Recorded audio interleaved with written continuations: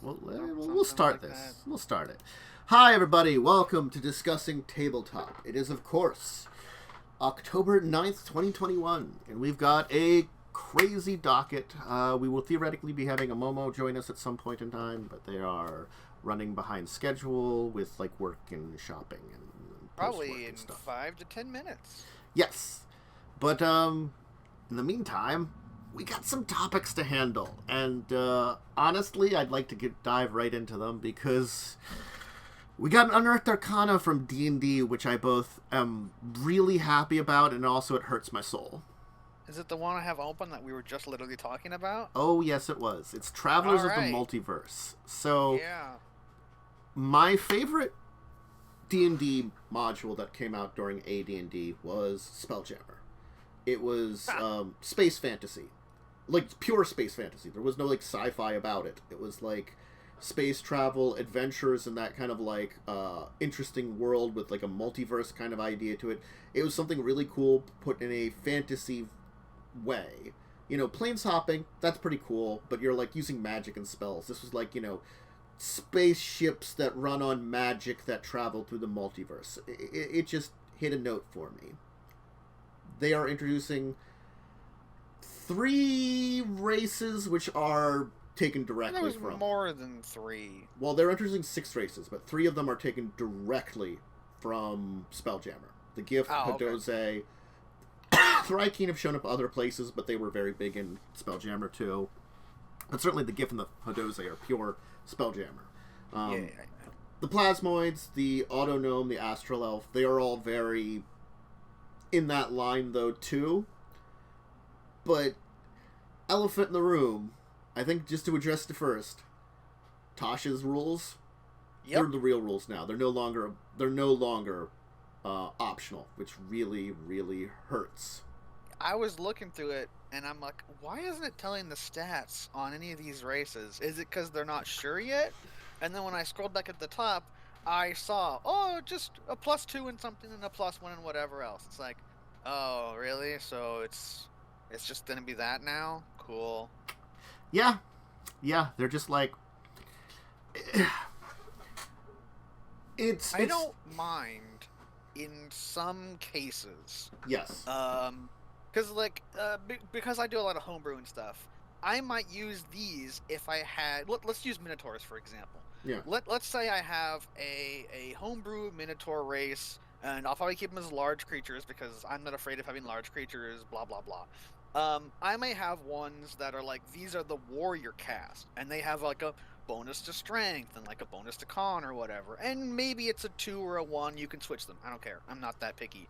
And then you have like the non-warrior cast, the ones that are more like the farmers and construction people. I might allow them to be swapped in certain ways. Like maybe they have more wisdom. I'd probably think of something that makes sense where you could kind of pick which one you wanted, but you probably wouldn't be able to overlap with like the warrior cast. And in that sense, you're both Minotaurs, but the way you lived your life affected how like your primary stat would be. And that's how I would do it. Not just like, you can pick whatever you want. And that feels more of like a version of a sub-race or something, I gotta be honest. You know, and maybe it's a little less refined and like so a little bit more open, but I don't mind that idea that like, if you would be like, you have a development or something too. I still might, for myself, have that a Minotaur's bonus to strength regardless. You know, it's just like, they might have other bonuses depending on their cast or group. But I understand, like, yes, every one of these races, every race has special abilities that make them unique and different. Great. The idea of ability scores is the physical and mental abilities of a physical body. When you remove that those are a thing that is different between species that are different, it logically makes no sense. It's sort of basically like saying, like, every humanoid's the same. I'm sorry, Star Trek, which is very much so everybody's the same, doesn't do this crap. They give boosts to stats because they're like, yes, these groups have a unique, you know, a bonus to this thing here and a bonus to this thing here. Because they're different. Yes. you can adapt, and it doesn't matter that difference in the end because you can use your training and stuff to put your points in other places. And oh wait, there's this thing called point buy system which can make up for the problems in your character and make it that it doesn't matter that they're, have those differences. It makes logical sense, but you can adapt beyond it. You could be a kobold that doesn't get strength but yet be a barbarian or something. Wow, it's like it, logically doesn't work. And even I feel like even in like things like Pathfinder First and Second Edition, which have like the negatives, you can still do that. It doesn't. The negatives really hurt though. I mean, especially hurts. if you are a low point buy. Yeah, like if you're low point buy, but I think Second Edition does it very well because you can keep putting things in different places. So yes, the negatives there, but I could still have like an 18 to begin or 16. To begin with, for that, and you can very quickly get to that 18 and stuff like that. And Pathfinder Second Edition, I need to play it more. Just be honest, right? I should do like a short campaign off stream or something. I mean, we tried, and that was a thing. But I appreciate the way they do character building in that. Mm-hmm. A lot more than I do Starfinder. Starfinder is kind of like this middle ground, and it's still kind of in that first edition Pathfinder thing, where it's like, oh, well, you should really have this, and also if you don't have this, and you picked this class that uses this, we're going to punish you by not maxing it out at first level. Yeah. It's like, what? No, why are you doing this? And then it also has optional rules for rolling, which pretty much you will always get more points if you roll than you would with how you do point buy in that system, which seems insane to me. But that's Starfinder. We haven't played enough around with Starfinder. We should play around with it too. Yeah, I mean, I read the book. So the first one in here, the Astral Elf, they live on the Astral Sea where they don't age, but if they leave, they have regular elf traits. They have some really cool things. They get a bonus cantrip of like Dancing Light, or Sacred Flame, whatever. See, this is something that I don't mind too much because it says when you pick this, you determine if it's Intelligence, Charisma, or Wisdom or whatever, right? Yeah. Which I don't mind that because if you're playing, I want to play a sorcerer, right? And you're like, well, you get an intelligence-based spell because you're a high elf or something. It's like, if you pick something that requires like a saving throw or an attack, you have this one spell that doesn't work, which is weird. So in that sense, I don't mind those. They also have Radiant Soul, which is pretty neat. When you save on a death save, you heal. What? We have a Momo now. Hello. Oh, I have welcome. invaded and you cannot get rid of me? No, well, we just were getting into Astral Elves, which have some interesting Astral Elves. They're cool. They actually have like the trance proficiency though. Trance proficiency. That's really that one's weird. You took a long rest. Cool. Get 2 proficiencies, or whatever you want, or a weapon. It's like I understand the concept behind it, but it feels weird that you just have these random floating skills you can adjust. Well, it's. I mean, there's the what's it called? The lineage is one of them is kind of like that. Yes. So it's an idea they've done before. Yeah. And like in the lineage, I don't like it here. No, I don't like it either. We already talked about the terrible you can pick 2 and 1 of whatever you want. Yes, those rules are not optional anymore. Yes, we just talked about that. I hate it so much. I hate it so much. In Witchlight for those races only. But yeah, I mean it's basically an elf. I don't like trance proficiency. Radiant Soul is neat. A cantrip of whatever casting type you want of light again or Sacred Flame. That's neat. Well, overall, fine. Like Dancing Light are very different and both have very good uses. And then yes. And Sacred Flame, of course, is a attack spell. So I mean that's some good choices. Yeah.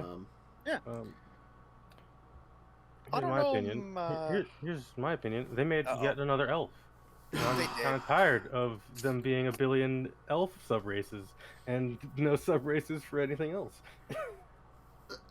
like, I wouldn't mind a billion elf subraces if there was I agree with you. If there was more subraces for other stuff, you know, like... Well, they did have a UA of Dragonborn to make them slightly less bad, though they're still very much martial tilted if you're not playing a paladin or a fighter.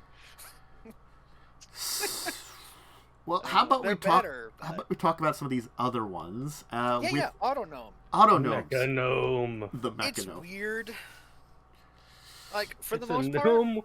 It's a gnome Warforged. Yeah, oh my god! It's Mac! Yeah, Mac should have been an Autognome! It's Mac given a form that is horribly cursed. Also, it very much gives me vibes of that, like, I made a robot that screams meme, right? Oh no. For the most part, I think it's fine. The only thing I don't like is in the true life thing. It's like, oh hey, if someone casts Mending on you, you can roll a hit die. That's cool. You just get like a free hit point. And then also, it states you're mechanical, but you can also have organic parts. And then it states that your creator specifically designed you so that you could still be cured with healing spells, which doesn't make any sense to me. That means, alright, what that means, and this is a weird situation, Autognome is the only race that can be healed with a cantrip. Because Mending's a cantrip. It is a cantrip, but it uses your hit die, so you would burn up your hit die. Hit die also don't have that much of a use. So I would change this if I was allowing it in my world. I would get rid of the fact that you can be healed with heal spells, because that doesn't make any sense. You're a robot. Yeah. And I'd make it so the Mending spell, you can roll a hit die and you heal double what you roll. I would make it so you could take a feat, so you could be healed with healing spells. Like, that'd be good too. I feel like this is what Warforged should have had, because Warforged are supposed to be like a living construct in older editions. Warforged are actually alive. Yeah. They are still a construct, but they are actually alive. And maybe that's what Autognomes are supposed to be, but they don't sound like that because it doesn't make sense in that from the idea. It literally says they are mechanical beings built by rock gnomes. Mechanical beings. Yeah. Whereas Warforged have this horribly complicated magical formula to make that requires a specific type of forge that only one exists in the world. Yeah. Where these are just like, a gnome built me. It's cool. Yeah, you're probably steam powered and clockwork. Yeah. You may have organic parts, but not likely. Not likely. They used like a dog's brain and built you or something. No. Bark! It's the dog gun from Fallout New Vegas. Oh, jeez. It just barks every time it sees an enemy. I forgot about the dog gun. Amazing. So yeah, Autognome. How about GIF are just cool? Yeah, let's talk about some Spelljammer races, because it's Spelljammer. It's GIF. This is Spelljammer. We're getting Spelljammer finally. Yeah. I don't know. What the heck is this damage dealer? I'm sorry, I didn't read this. I'm going to read it word for word here. Damage dealer is one of the Griff's racial traits. Mm-hmm. Like a hippopotamus in a crystalware shop, you are naturally adept at damaging things. When you roll a 1 on a damage die for a melee attack, you can re-roll the die and use the new roll. You can do so no more than once per turn. This is like needlessly flavor text and mechanics. I kind of love it though. It's great, but it's also the only one that has it. I feel like the GIF are just one of those things, you know. They're hippos with guns. They are hippos with guns that love explosions. I mean, like, it's one of those unfortunate things that I don't know. I feel like they leave out a few things like with the Spelljammer stuff that are really great, like the explosions and stuff. I also thought GIF were just like already a thing you could play in 5e. They are not. I already thought they were a thing you could play. They had like monster stats for I've or something. seen someone play one before. They probably took flavor from the monster stat block and made a thing. It's kind of lacking a little bit in like racial traits, but like like damage dealer, okay. Damage dealer, alright. Hippo build is just renamed. What's this called? Powerful build. Yeah, powerful build. Just renamed powerful build. Yeah. I think damage. You have a swimming speed. Damage dealer is also just kind of. There's an ability that also does this. Great Weapon Master. Yes, so they just have that. Yep, they have it on all melee attacks. Which is I mean, pretty that's cool. not bad. It's pretty good. I love the flavor text. This is something that really bothers me.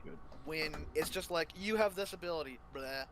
It's like, me as a person who makes something, I'm not always creative, so I may just, blah, you have this ability, but like later on I may have an idea of like, oh, it explains this, why you have it, and I put some flavor text in there maybe. So like, I approve of all the flavor text, even though literally it's just Great Weapon Master and powerful builds. Yeah. Mm-hmm. You also have swing speed, which is neat. You do get swim speed, which is swim speed is a bit rare in 5e. Yeah.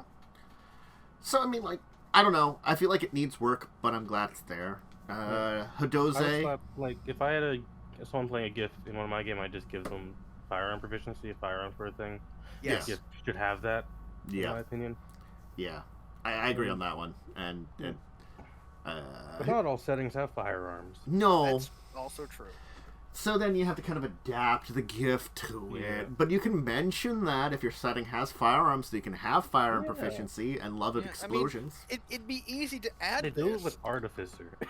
Yeah, but it'd be really easy to add this, like if like you know, gun mastery. I don't know. Yeah. And it's like, if your setting has firearms, this race has proficiency with firearms. You could literally just throw that in there because firearms are still. I mean, they're in the DMG.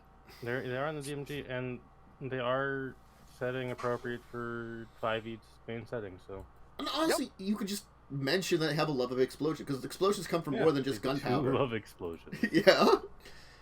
Hidose were always a weird race for me, because I think them interesting, but like they're also like a little monkey people. They can glide, apparently. Yeah, they've got they've got like, they're basically flying squirrels, but are also like monkey people. It's really weird.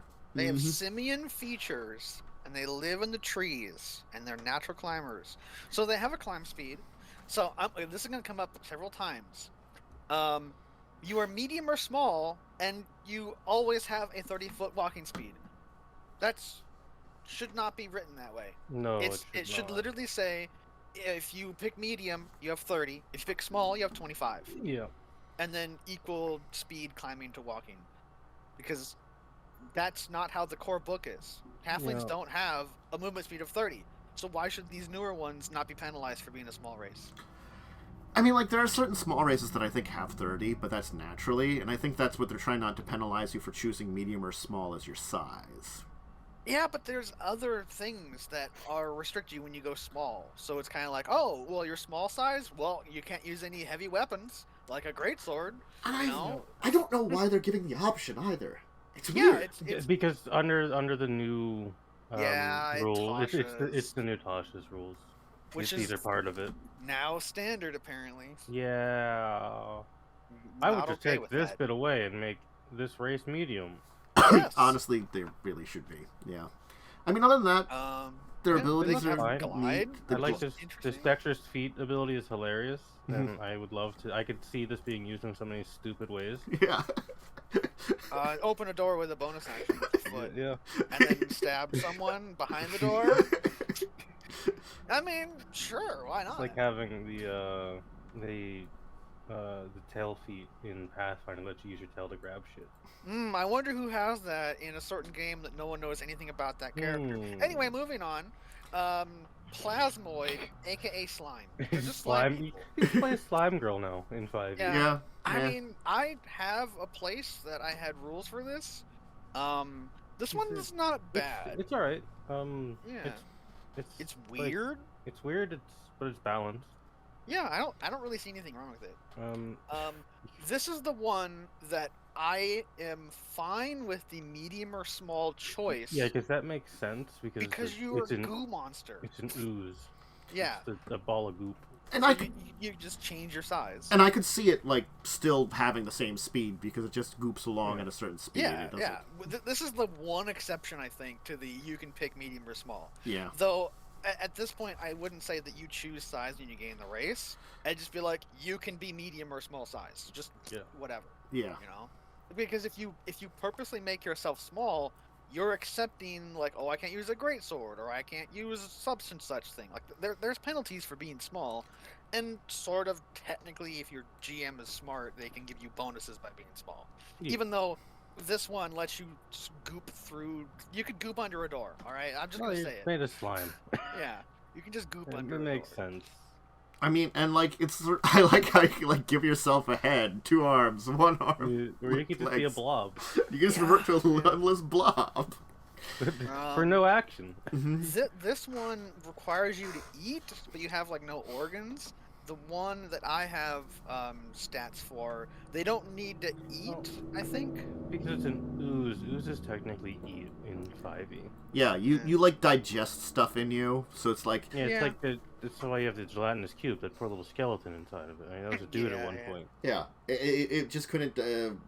I think the calcium in the bones were hard to digest, so it takes too long. Yeah. You know. Yeah. That has scientific basis. Yeah. This one is fine. The physical description, I'm not a fan of, but like as far as stats and everything, that's I fine. do like that it specifies that when you sleep, you just kind of like blob. Just like blip.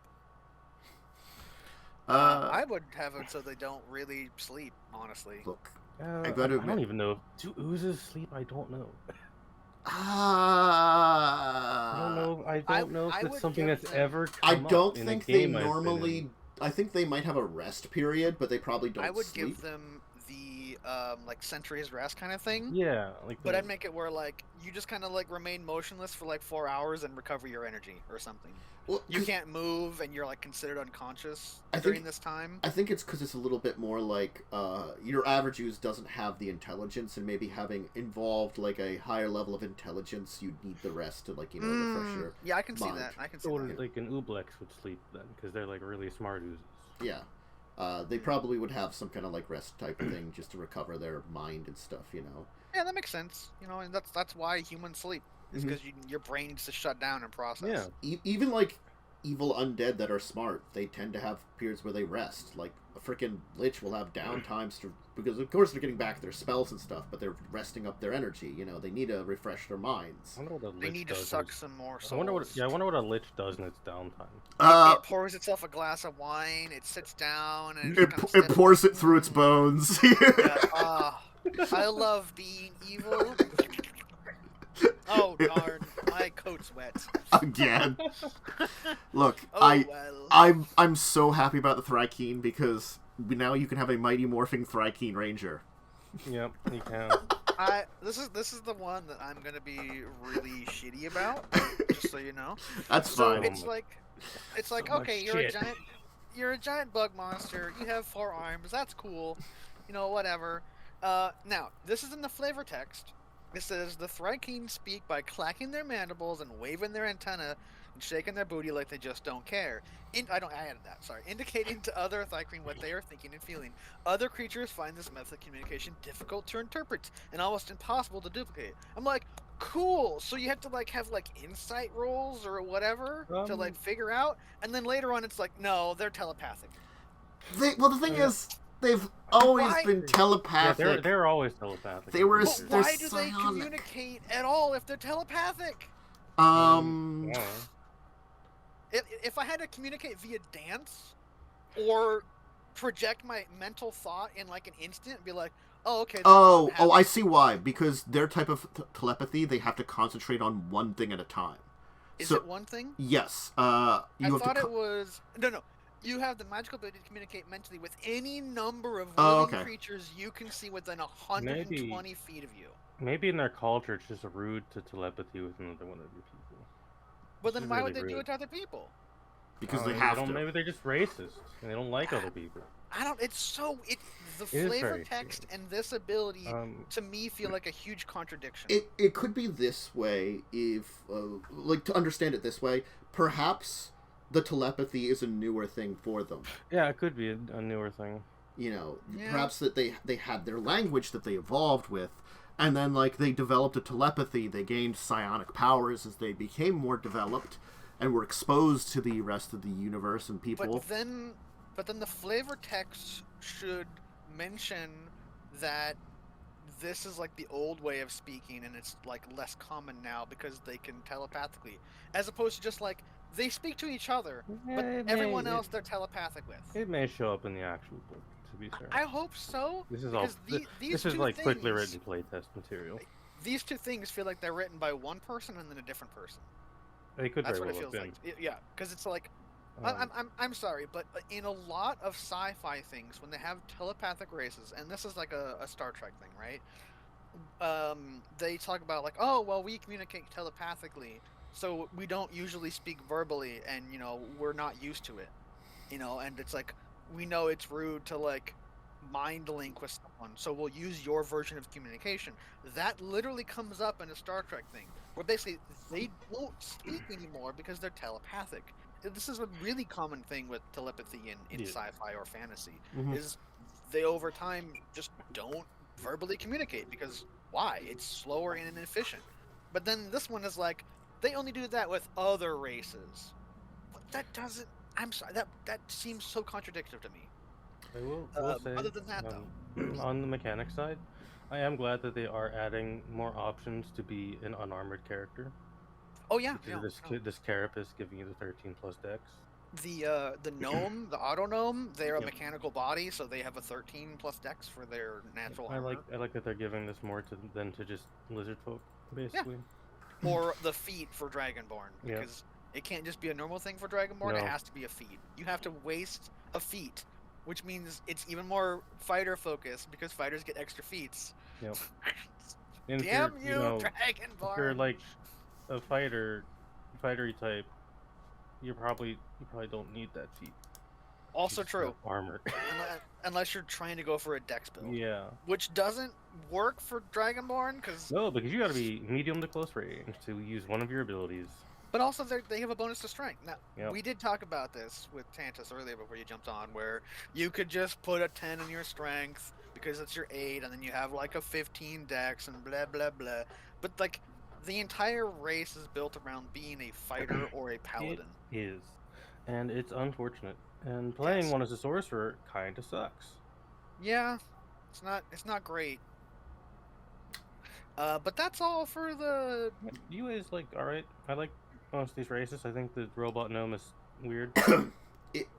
This book here fills me with hope that maybe next year we're going to get a actual Spelljammer book. I would hope so. It would be pretty neat. It's. I feel like, maybe it would have been harder to do it in like 3rd edition or 4th edition, but with how 5th edition has been, and how like a lot of the craziness and stuff out there, I feel like, especially with the mindset of a lot of things nowadays, it's ripe for something like Spelljammer again. Yeah. They've also slowly been adding pseudo-psionic abilities. A lot of the intelligent save spells, they're basically psionics. Yeah. So, like, they could have a new class that doesn't have verbal or somatic components? Holy crap! Psychics would be cool if they did it properly. Even though I think that's, like, technically broken, because there's no way to counter spell. But I imagine there would be, like, a psionic counterspell thing that they'd have to add to make it balanced. Yeah. Or make it so that it's it might be. It could be like a X per day kind of ability, right? Yeah. You can cast a number of your. I mean, they already have that in UA, I believe. Yeah. Yeah. That was already a thing, I think. Yeah. So we have yet another thing from good old Wizards here. Creature evolutions. Is it the Zerg? No, this is specifically where they talk about the ability score increases and like stuff like that, because they have 2 sections here. They talk about the stat block refinements. Alignment. Yeah. Alignment. Oh, hell yeah. Uh-huh. I actually like alignment.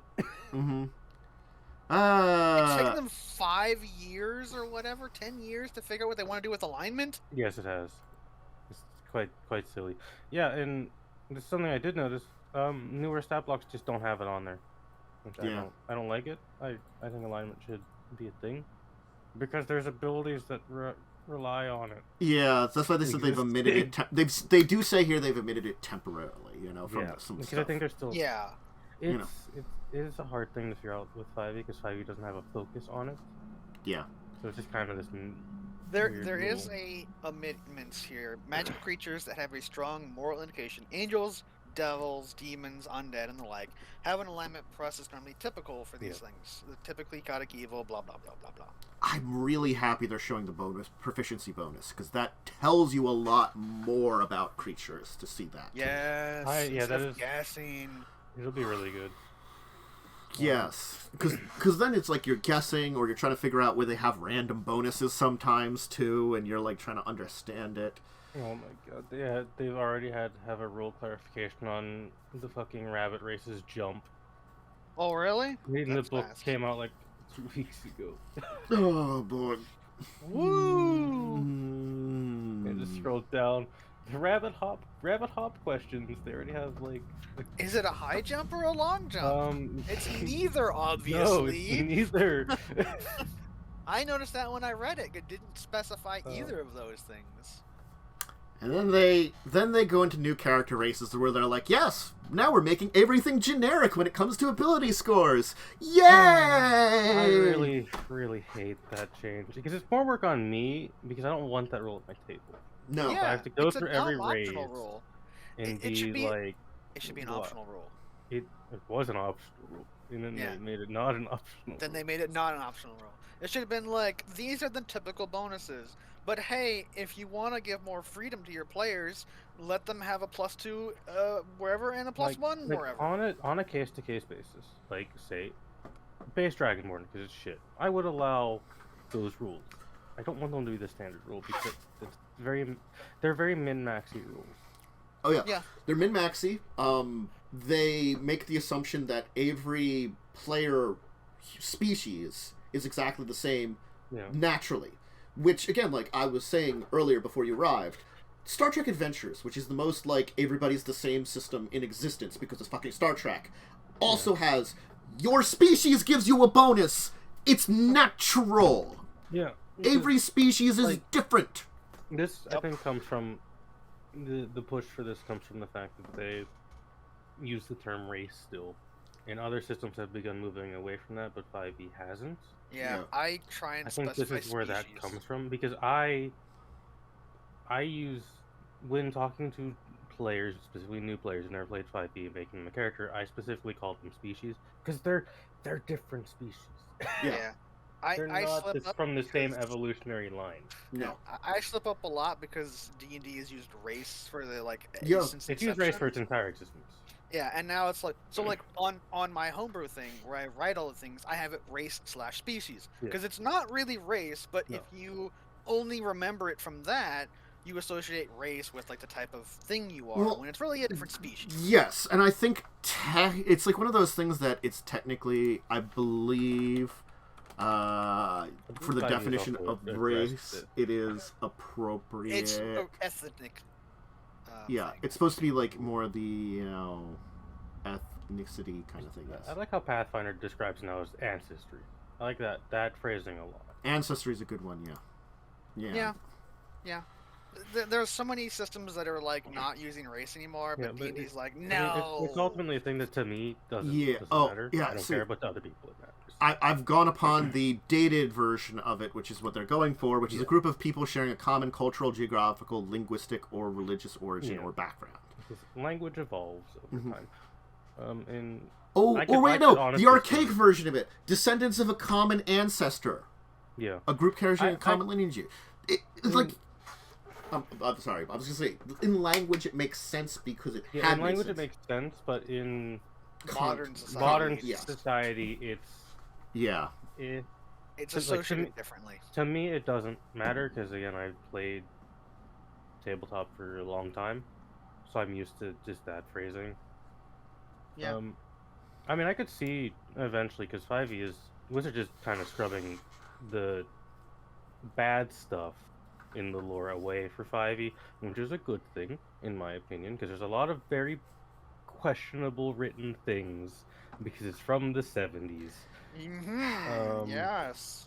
And so they're starting. So I could see them eventually, maybe in this whatever 5.5 thing they're doing, moving away from that phrasing anyways. The thing is, I'm worried that they're going to go this direction, and rather than fix the problems, they're going to scrub the problems. They probably will, because it's Wizards. Yeah. And unfortunately, scrubbing the problems makes the system worse, I think. It's We like need to address the problems rather than just... there has always been, because again, we're correct about this. It was the 70s, different time period. The 70s, it's old. There's stuff in original edition D&D which we would find very questionable socially, morally nowadays. All of the drow, how they're presented is not good. There have been better presentations of drow that I feel like are ones that I go more on. I feel like nowadays when I look at drow, I don't mind the idea of like there's subterranean elves, they didn't need the pigment in their skin. But I also like that maybe not all of them are just that dark skin. I also like because like some of the things have some of them be very dark, others be more kind of gray and stuff, like things some like that. Some of them are some are just purple. Yeah, like a shade of purple, like a darker shade. Yeah, I don't mind like that idea that like they've adapted, but those are kind of colorings, and then like maybe the religious hierarchy and the leadership tends to be very evil, but probably the common people. Your standard drow is probably like neutral-ish. Yeah, they're just like, put your head down, stick around. And I don't mind the matriarchy idea. That's fine, too. Like fine. I've never had a problem wrong with that. Yeah. So it's like, but still, standard men and women drow probably are just put your head down, stay along with the society, and... Don't make waves. Yeah. You've got a horrible, like, religious figure inside, and probably even those that aren't super religious are probably still, like, the tough are probably, like... Mm-hmm. I feel like, it's a tough area. Probably there's a bit of that strong survive in the Underdark, Oh, yeah, absolutely. The Underdark is a horrible place. Yeah. So, probably that mentality has put a lot of, like, very, tough people in charge who, have to go along with it. But, yeah, but see, this is the refinement of the basic idea into something which works better, and I feel like you can... Other than scrubbing it all away and pretending it's not there. Yeah. And I feel like that's the race ability score things, is just scrubbing it all away, putting a single or two paragraphs in a book and calling it, that's the job. You've addressed the issue and you've corrected it. I'm spotting something here I absolutely hate, the way they're handling age now. Mm-hmm. Oh no, I didn't see that.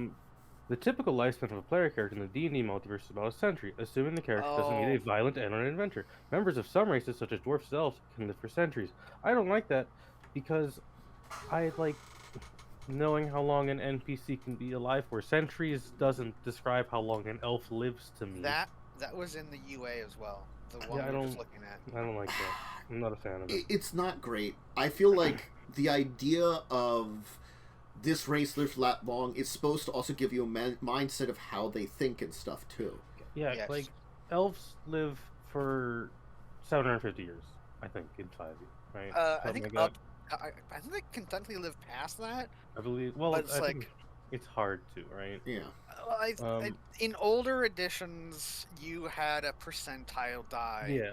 Because that was basically like this is your maximum age you can live to without like being too old and like dying from old age.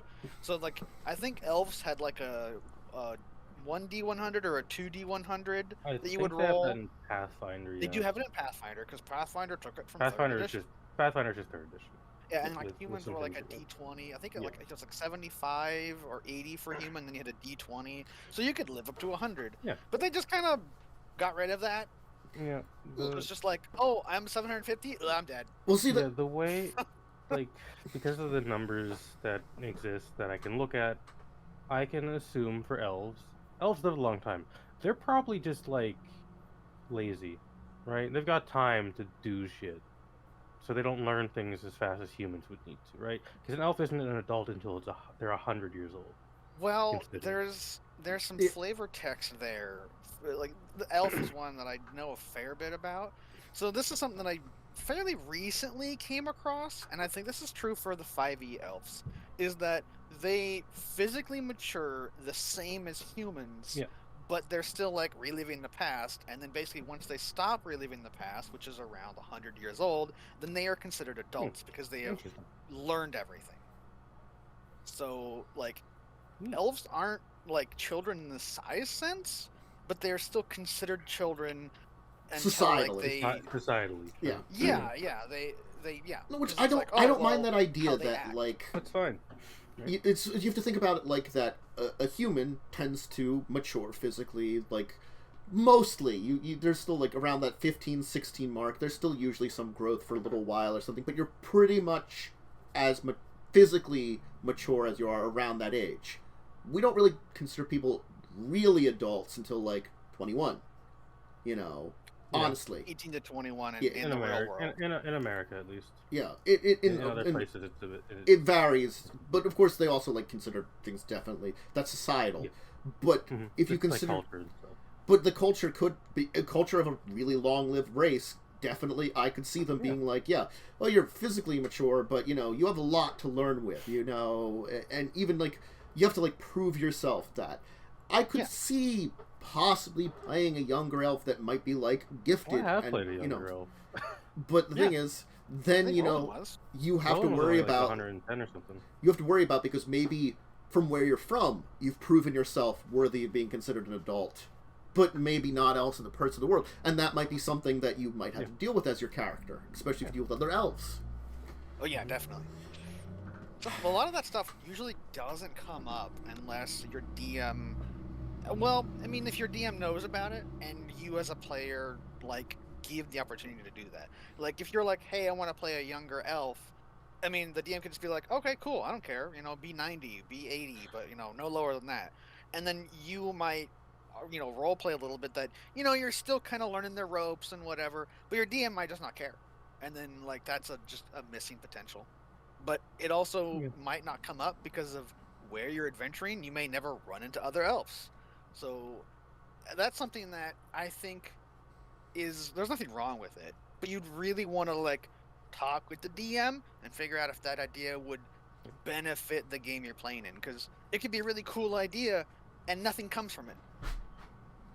Well, it's like playing like a 17-year-old or something in human, you know. Yeah. I feel like that's kind of where I would say like if you're playing someone that's pretty young, you know, that maybe like that 16, 17 age, depending on the type of character you're running too, you know. Yeah. It's that idea that like you've like kind of like hit that you're mostly physically mature, you're just getting that back end of your mental maturity still. Maybe you're a little mature for your age, but still like you still have a couple of those things in there, you know. It's not terrible to play that, you know.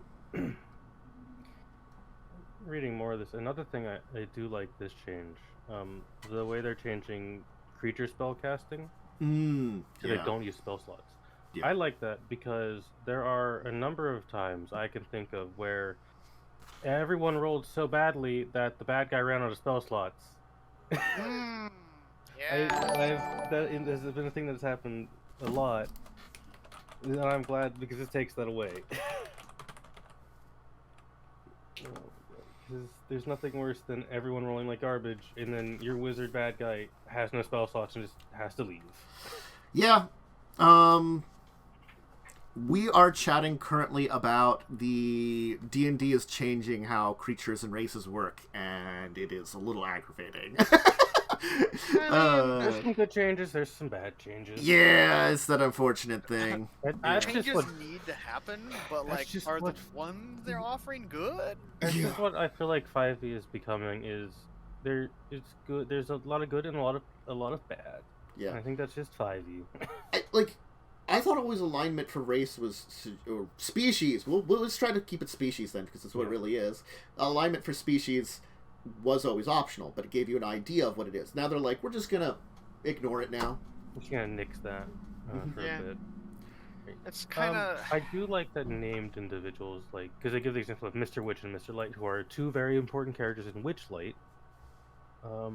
They have alignments because they're very important characters and they have defined personalities. Yeah, I tend to associate a species like culture with like, these people are mostly neutral, these people are mostly good, these people are mostly chaotic, because that establishes how the entire like species and culture reacts to people. But you can obviously have someone who opposes that idea or leans in the opposite direction. You can be a lawful elf. Yeah, right? Or you could be chaotic evil elf. Is it rare that there's chaotic evil elves?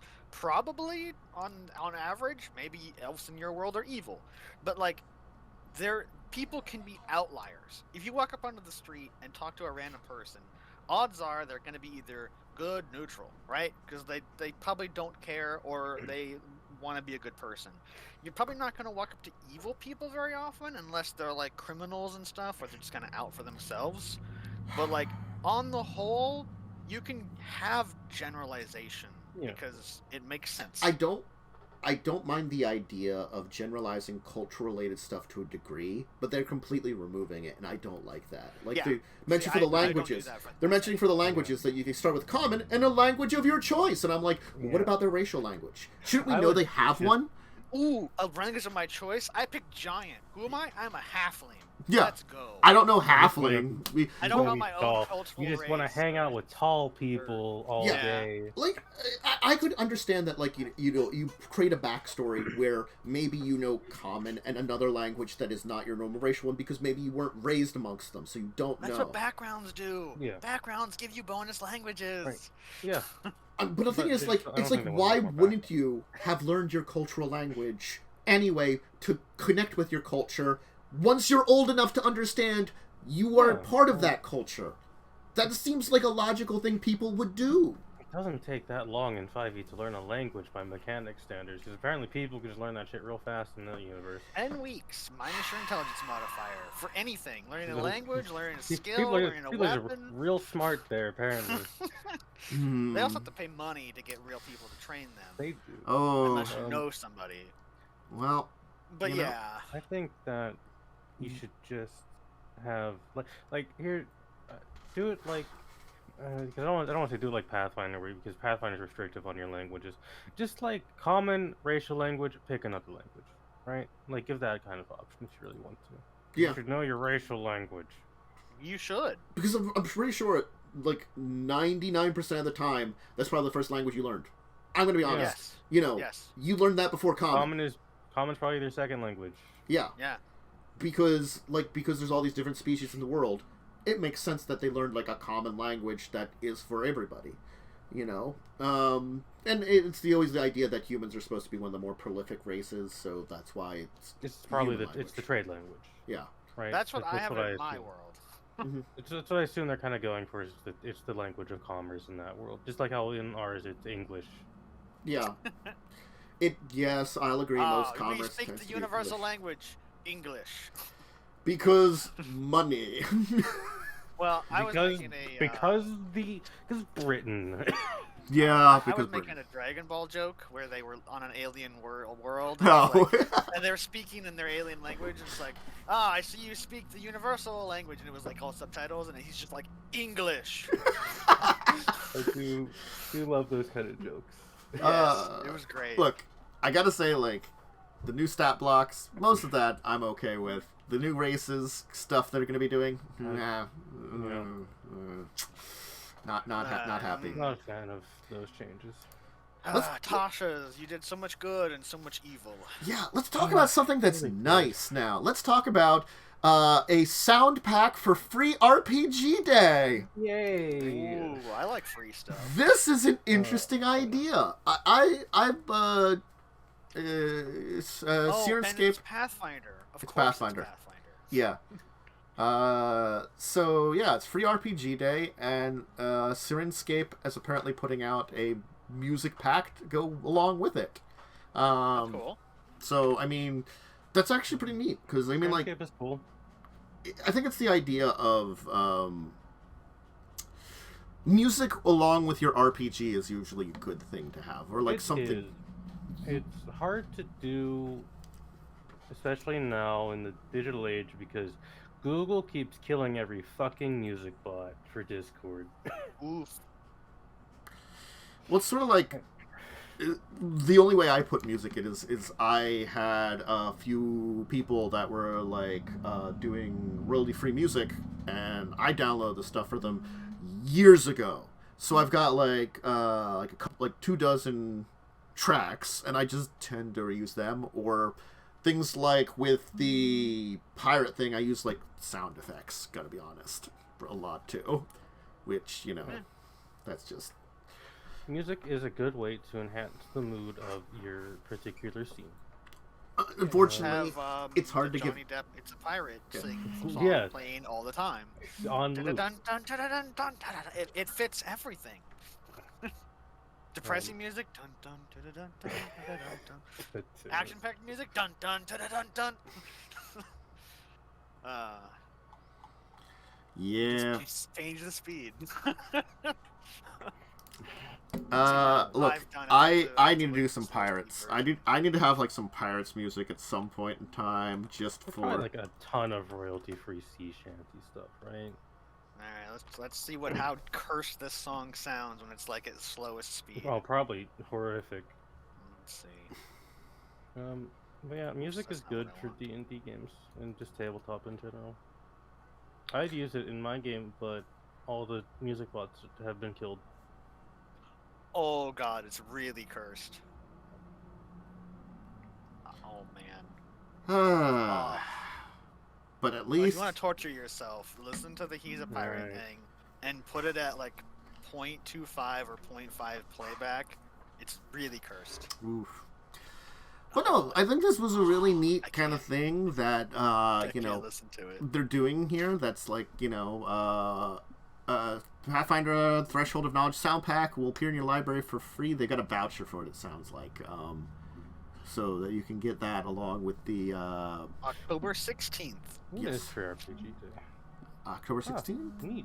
Yes, October 16th. So next Saturday, actually. Oh shit. Yeah. Hell yeah, 1 week from time of hosting live day. Yeah, hosting live day. Exactly. Yeah. This is why I can't be on, but just with Tantus and I. We do words good. Don't have the brain power. So why don't we hit up the next one here? Because it is a free player's guide up on DriveThruRPG that is coming out in front of a Kickstarter for the full project, which is a epic fantasy for 5th edition with a campaign setting that's based on Norse myth. So, hell yeah. Yeah. Norse myths are cool. Yeah, so they got some new archetypes, some new races, a glory system, and 4 epic backgrounds, so you can have an epic background. So that's like just what everyone writes, where they're like, yeah, I'm level 1, but I killed a king and usurped the throne, and then subsequently lost the throne, all while level 1. Exactly. Those kind of epic backstories. Sure. Because I'm sure someone here has had a player. I am Kratos at level 1. Yes. I think he kills Zeus in this fucking game, right? He kills like all of them. He kills like all I've of only them. I've only played the one where you have the small child. That is like the 4th game in the main series. In the main series. Yeah. Dad of War is pretty good. He kills so many gods over the course of the 3rd game in the main series, because they have offshoots, of course they do. You do kill like the entire Greek pantheon. Gotta be honest, There was one like 1 or 2. Well, there was one you weren't gonna kill, but then like Zeus is like, "Fuck you, that person that you liked, kind of. I'm gonna kill them because I'm a bastard and I'm Zeus." Yeah, and you're like, not cool. I mean, I think it's Athena. Like you're on good terms with Athena. Giant piece of shit in mythology, though. Yeah. To be fair, Mm-hmm. they kind of all are. Yeah. Not all of them. Most of them. Most of the mythology gods are kind of just dicks in a lot of cultures. Yeah, I mean, for various reasons. Yeah, if they're meant to represent things. Yeah. Humans are bad. Yep. Mm-hmm. Thor drank the entire ocean because he thought it was alcohol water. That's real. You can look that up. He drank the ocean because he thought it was alcohol. Vomit it all up because we still have an ocean. Yeah.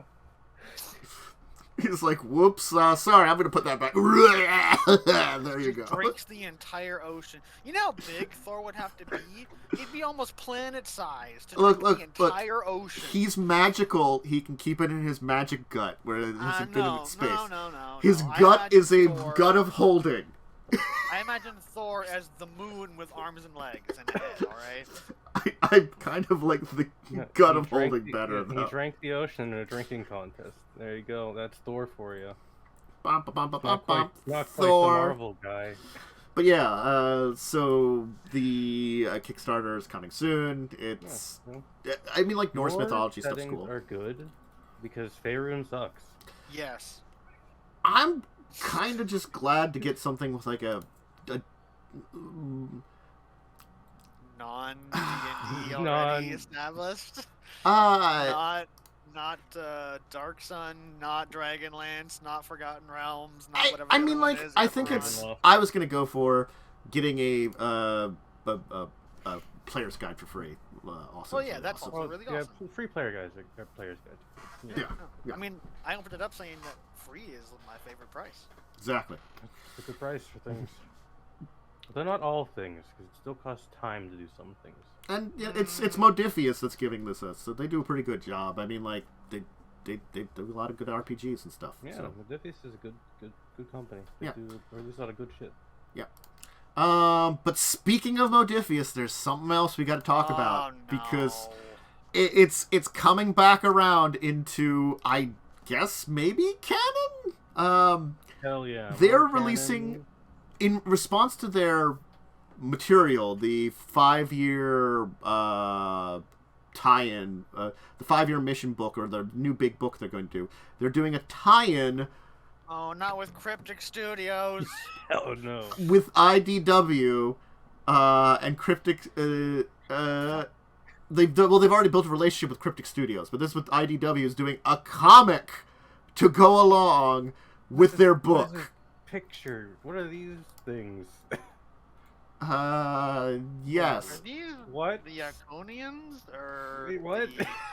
What's the other one? The little bug people that are like really evil. Frykeen. No, that's not correct. No, it's not them. The fuck are these things? That... watch Next Generation. Yes. Interesting. I couldn't honestly tell you the rest of the top of my head. It's got James T. Kirk in it. Oh shit! Everyone's favorite. It's 5-year missions. Tholians. Tholians. That's right. The Tholians who are like heat insects or something because that's really weird. They also like hate everyone. They hate everyone. They're insectile, but they also come from like a planet that's like really hot, so they need like 200-degree temperatures to survive. Yeah. Yeah. Yeah. I mean, I like Star Trek for the most part. Yeah, and they got the 5-year Star Trek Adventures is really fun. Yeah, but the Tholians are like mega evil.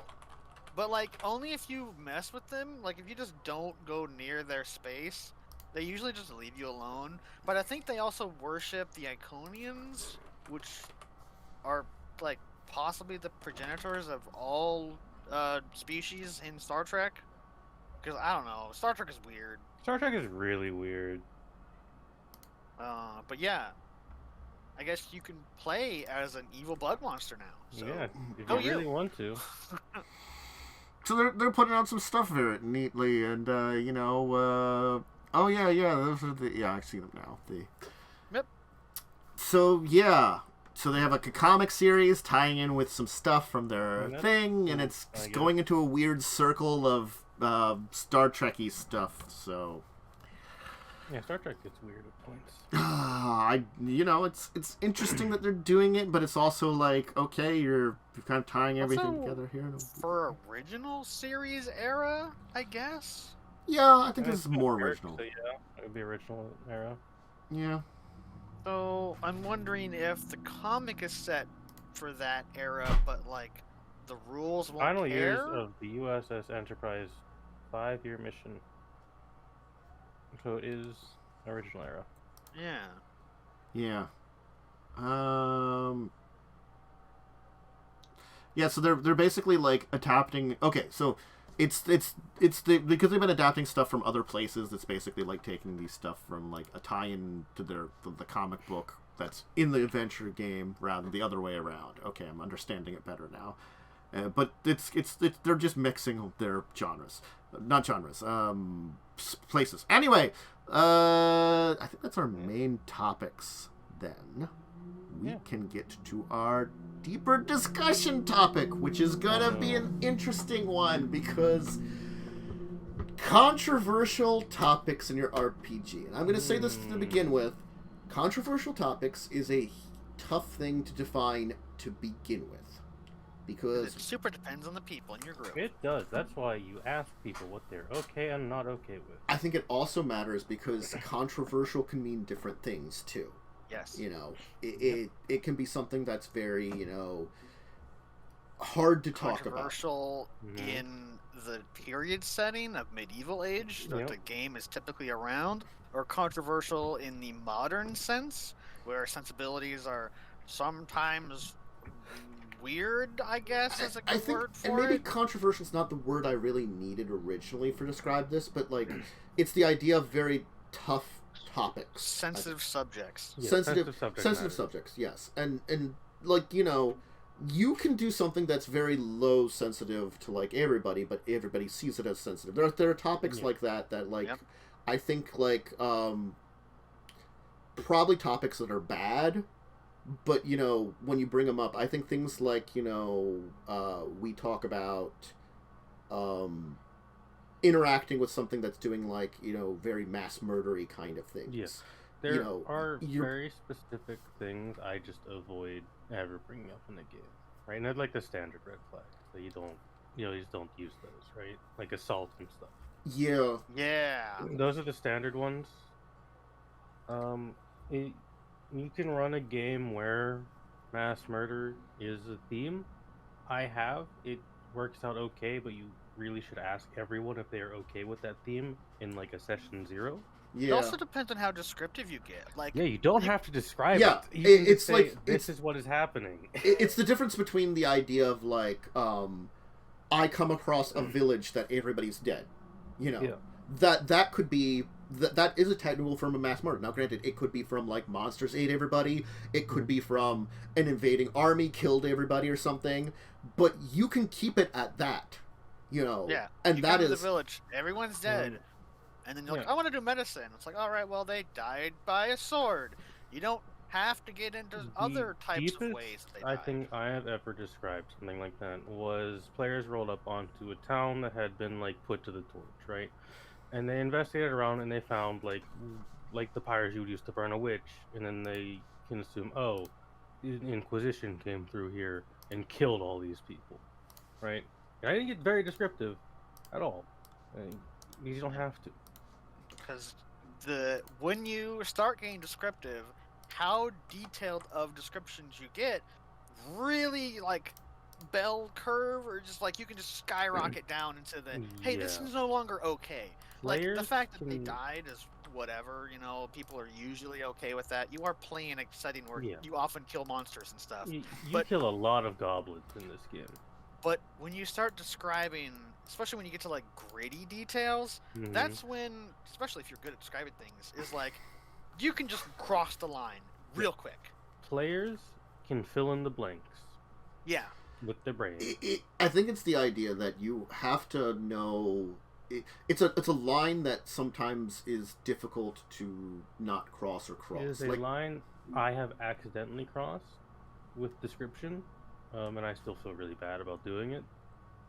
It was the spider incident with Lynn. Oh, made Lynn the feel spider. Actually ill. Yeah, that was.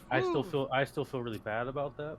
Oh yeah. In my Tuesday game, the next encounter coming up, I have the potential of it being disturbing, but I'm like, you know, I should like message the group and ask for red flags and find out. And no one said anything besides I think you and maybe one. You already know like everything. I'm fine with like most of them. So. Yeah, it's like I'll I guess I'll just tentatively describe what happened. Yeah, like but describe like, it in such a way that a player's imagination can handle the rest. Right? yeah, So, Yeah. so a player can easily imagine it as bad as their brain will allow it. yeah. I think So sometimes fill in the blanks. I think sometimes, like, for like a basics, like, I feel like, you know, cause it's one of these ones that I know I did, but I don't know, like, if there was a line to cross. It was in Children of Wrath. They gave a people that they knew were a brutal people, and they knew the guy was going to be executed. They didn't stay around to see the execution. They knew it was going to happen to him. You know, it was, I think it was sort of like, you know, drawn and quartered and fed to, like, birds or something like that, you know. They could see that was going to happen to this man, you know, that they basically gave to, because it was a group that, like, he was like a criminal from them. That. Yeah. So it's like, this is a pretty Yeah. brutal execution. It was I meant to remember be that. brutal. That was, as a viewer, I was like, I can't believe you're describing this. I remember you maybe described it a little bit more than you should have. I think I did go a little farther than I It's a have. very But easy line to enforce. Yes, I think Yes. there was a line there that I kind of was around, but I think it went over a little bit. I don't think I went, like, really bad, because you can really go bad, definitely. Like, you know. Oh yeah, I mean, you can overly describe things super easily. Like, for me as a person, you can, if it's like a torture thing or, like, you know, a form of execution, because I read, like, because I have a history education background, you can just say to them, like, oh, I can imagine that that's horrible. Yeah, You just say the name of it. I read a story. It was a pretty long story, and it was one of those things where it was like just awful. Like I hated everything that was going on to the characters in the story, and I'm like, I don't want to read this anymore. But I continue to read it because I'm like, I hope these characters get, like, vengeance for what's happening. But I would never ever recommend it to anybody because it was actually awful. Read a few things like that. It's just kind of like occasionally RPG horror story shows up on my Reddit. Yeah, it's And just then I like, read some wow. awful shit there. Here's something that I have to say was one of those things that I don't know if I recommend the format I did it in. So, an example of a very good movie that I feel people should watch once, but is very hard to watch, Battle Royale. I don't want to watch it again. That movie. Yeah. I don't think I've seen that movie. It is a good movie, but it's a Very good tough movie. movie. What year? It's old. It's 90s now. It's old. Yeah. It's There's an a old movie. 2000 film. It's an old Japanese movie. Yes. Oh no. Yeah. It's like 90s. 1984? No, 90s I think it was. 92? I'm not sure exactly. 99 novel by It is a Yoshin novel. Takami? They have a novel. The movie is based off of that. Yeah. So the novel came out in 99, and it came out early 2000s, Yeah. I'm guessing. And then, the novel I have read. 96 originally completed and not published until 99. but they also have, I unfortunately cannot recommend the manga unless you really like Battle Royale, because it is less filtered, I have to say. Yeah. And I tried to read some of that, and I was like, just because it was like, at the time, it was like I was trying a bunch of different stuff, and it was like, you know, reading a bunch of different stuff. But it was. Oh, just like, yeah, I'm just reading the Wikipedia thing that this just movie talks is- about stuff. And Yeah, this book and movie is also like a highly controversial thing yes, to a lot of people. it is very Oh, highly it has controversial. It's banned. 666 It's pages. banned in Germany. I'm pretty sure. The thing is, I think like the messages that it teaches are very good, I should say. Let's just click on the reception of this. It was like pretty well received, I think. Yeah, Uh, it's one of What is- those. It's like one of those that I recommend if you want to have a if you have a stomach that you can Yeah. take it, and you want to like get into something that's a controversial thing to think about, you know, and have good thoughts about, maybe even have something to look into like conversations about. That's when I can say it's in that I'm just gonna wheelhouse. copy and paste this line into our chat. so I don't say anything out loud about it. Because I really don't want to. Yeah, that's fair. But this is a quote from one of the people who reviewed it. Even though apparently it was pretty well received, it's kind of like, hey, maybe this isn't for everybody. Yeah, that is a very accurate way of describing it. It's not for everyone.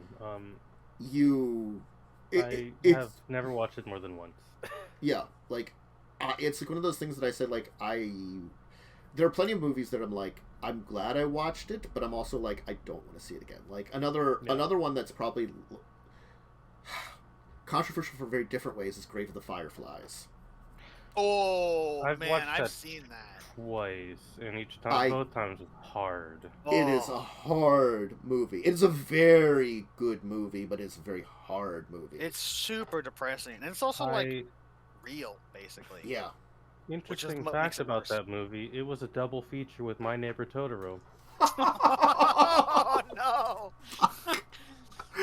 But you see, like, which one came first, though? I don't know. Because if it was like happiness, it's like, oh, hey, here's happy, and then it crushes you with depression. Or was it crushes you with depression, and then, hey, don't worry, here's something happy to cheer you up. I think it's just the fact that, like, that's to show you can do something controversial. Yes, it's like, you have to kind of either know the people you're going with, or if they're people that maybe you're like newer people that you haven't played with, or, you know, people that you haven't gotten anywhere near this kind of topic with, you probably want to kind of hit them up over stuff like that, you know, and talk about it, you know, like, you know, I would say, like, you know, like, it's like the idea of, like,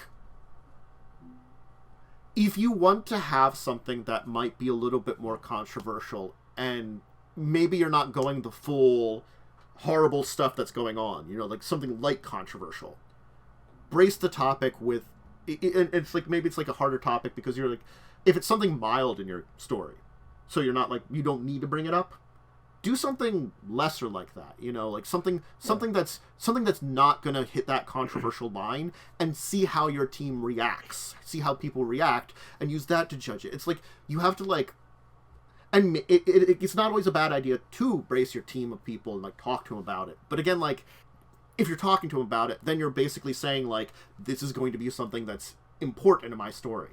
If it's not important, then you have to kind of, like, either say, like, is it worth it to bring it up? What does it add? And then, you know, you have to be careful about it then, too, still. Like, you know... I can say this, even though one of the players is here.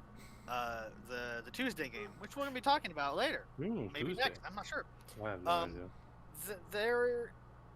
It's not the typical, like, high fantasy, we're just having a good time and there's no consequences and blah, blah, blah. It's like, no, there's some serious stuff going on, and, you know, I want the players to be aware that, like, things can happen if they just sit around, you know? My game is like the same way, right?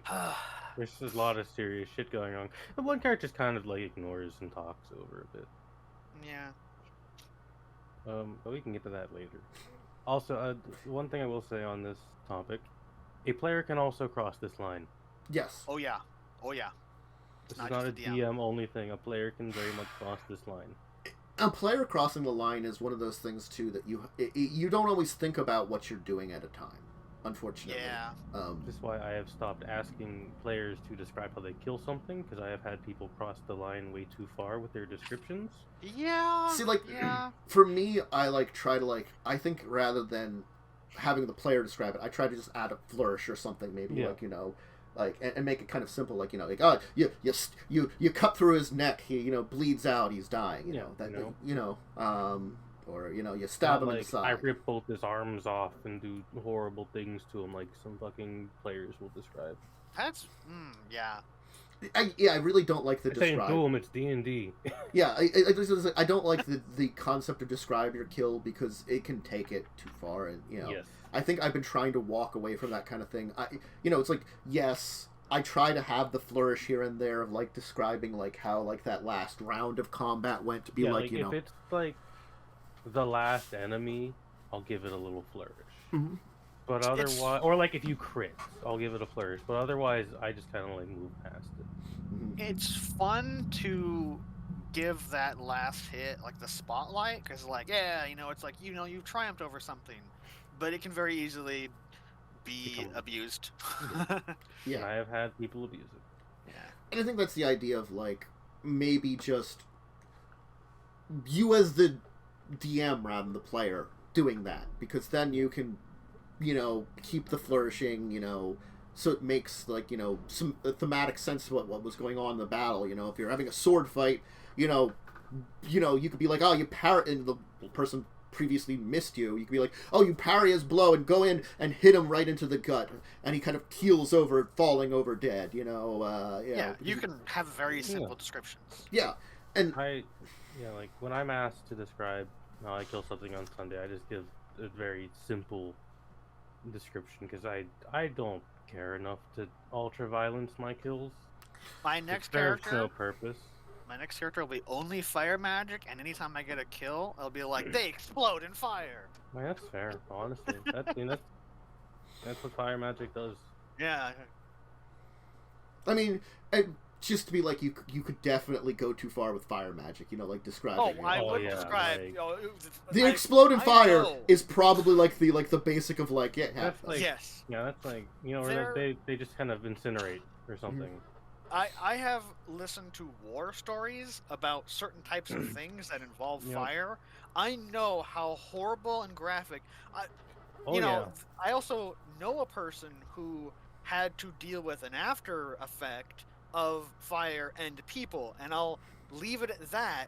So trust me when I know that I could easily cross the line. It's like with describing fire. It's like telling someone like, oh hey, I use like fire to basically like or like some kind of dark magic, like Raiders of the Lost Ark, some exactly. god, or trying to describe that. It's like it's a scene that like you can watch it. But then it's like trying to describe that is kind of... It's pretty fucked up. It's really hard to do. About it, right? Yeah.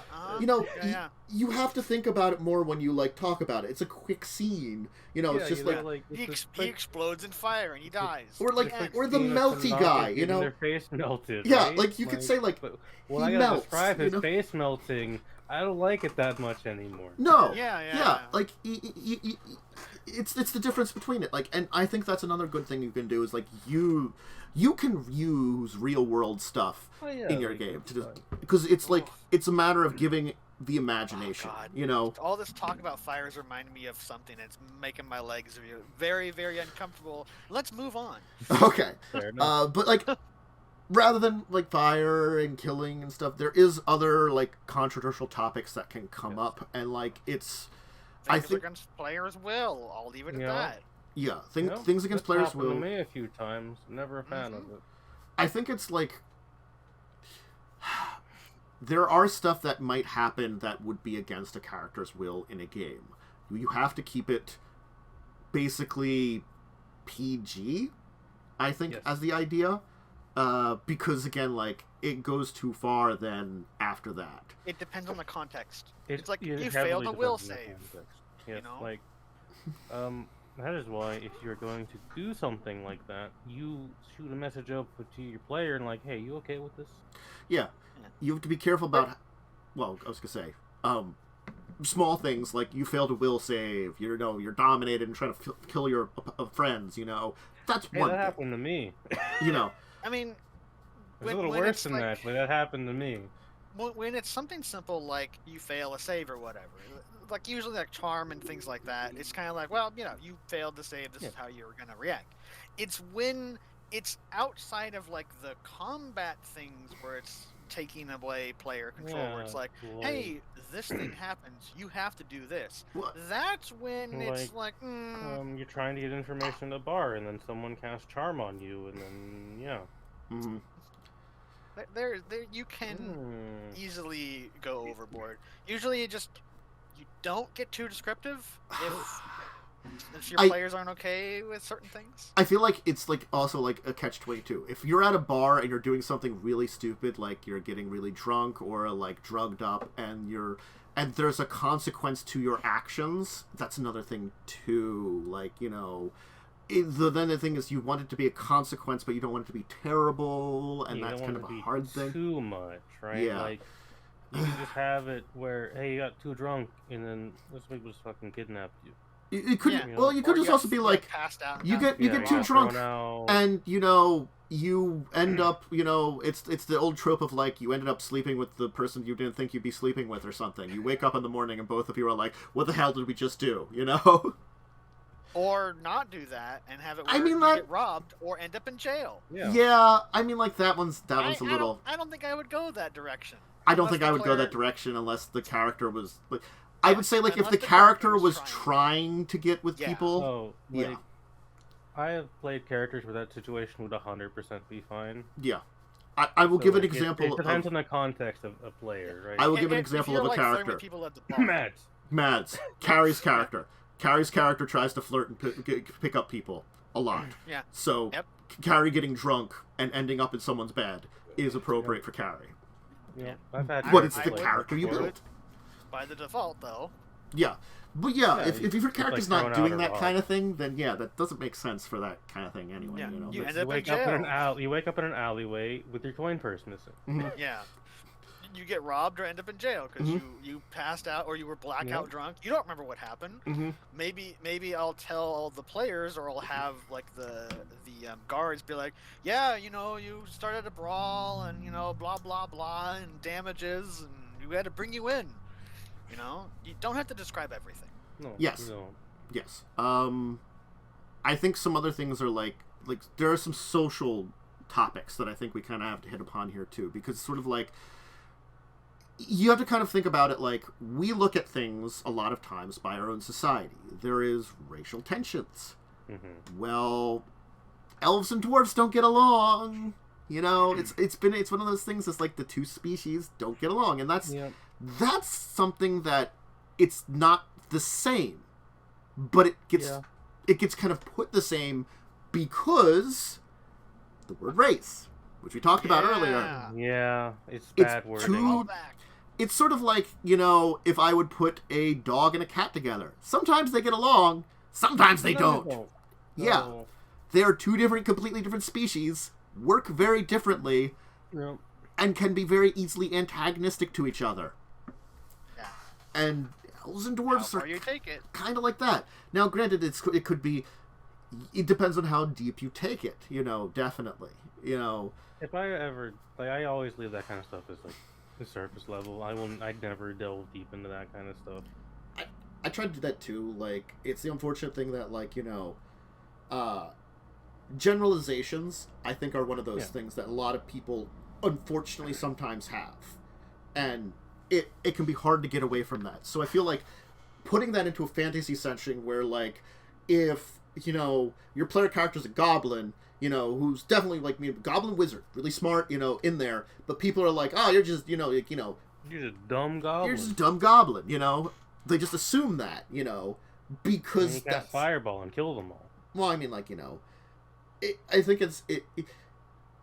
it's one of those things that it kind of becomes sometimes hard to balance out that that's what people are going to respond to, but you don't want to make it bad necessarily. Yeah, I tend not to do it to players as much, mostly because players are typically heavily armed people. Mm-hmm. And also random and chaotic. Mm-hmm.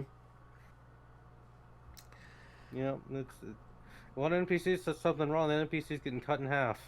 I mean, I'm gonna say it also depends on what the PC's playing. If the players are playing just standard things, if you're playing something crazy, I'm playing a character that wears a badge on his head. An insane person. I'm going to assume they're going to be treated badly. They're wearing a badge. You can just assume you are getting stared at by people constantly because you have a badger on your head, and that's weird. It's a live badger I'm using as a toupee. Thank you. The badger also has a very pointy hat. Does he have gnome pattern baldness, or did he shave his head? Because I gotta be honest. I'm actually not sure which one it would be. Oh no. I like the idea of gnome pattern bond. That's I mean, The thing that affects all gnomes. Yeah, that's why they're inventors. They started, when they first started going bald, they're like, we have to solve this problem. Gnomes invented the spray on hair. Yeah. Yeah, I mean, a lot of it really just comes down to how descriptive you get. Yeah. Like, at the end of the day, right? You can have something like, like even like let's do a fear spell, right? You fail a fear save in combat, you can just be like, all right, well, you're afraid and you can't move closer, and that's the end of it. But just that stupid thing, that simple of a thing, you could literally start like, your worst fear and blah blah is this, and you have bodily functional problems. You can go stupid with anything. With fear spells, I like to just be like, you see the thing that terrifies you most, and I let the player, figure that out for themselves, right? Yeah. No, I don't want to force a fear onto a player. Right. Yeah, definitely not like force stuff onto a player, but like another thing is like you can have those topics around the characters too. Yeah. Like, take an example, the assault. You don't want any descriptions on that. You don't want your player characters kind of doing that. Absolutely not. But I very easily could have player characters hired on to assist a town when there's like a serial person assaulting people. You know. That could be a thing. And that could be a quest, and then they could, bring this person to justice. Or kill him. And then I will tell you, whatever plans your characters come up with will judge how, like, you're probably not going to have anything happen, but kind of hints of stuff can still be problematic. And then it comes down to what your players are kind of exploring with that. Like, it's the idea of maybe, like, do you want someone to go, undercover disguise to try to, like, lure someone in? That's a level of stuff that you get into that, like, yes. That's on the players. They've decided that. They've decided that, and they will talk about that as a group. Yes. And that's where you can get into, when you have something like that, you can... That's another way of having that, like, there's a controversial topic. Have your players discuss it in-game, because, again, they're not only going to discuss it outside of game, they're going to discuss it in-game, because... When it comes to this kind of thing, a lot of times people put their own selves into their characters, especially for controversial stuff, because it's hard not to. It is very hard. Unless you're playing an evil person, and you just realize... You're playing a... Well, I mean, like, if I'm playing an evil person that does a lot of horrible things, I probably won't describe me doing horrible things. I'll just say, like, I do this horrible thing. I didn't describe any of the horrible shit docs to people. But, like, you would just know that this character's evil, they're probably okay with X, Y, and Z, even though me as a player am not. Mm-hmm. Yeah.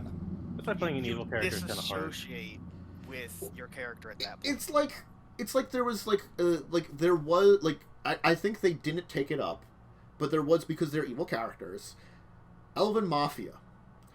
One of the men propositioned another one of them to be his mistress. Fine.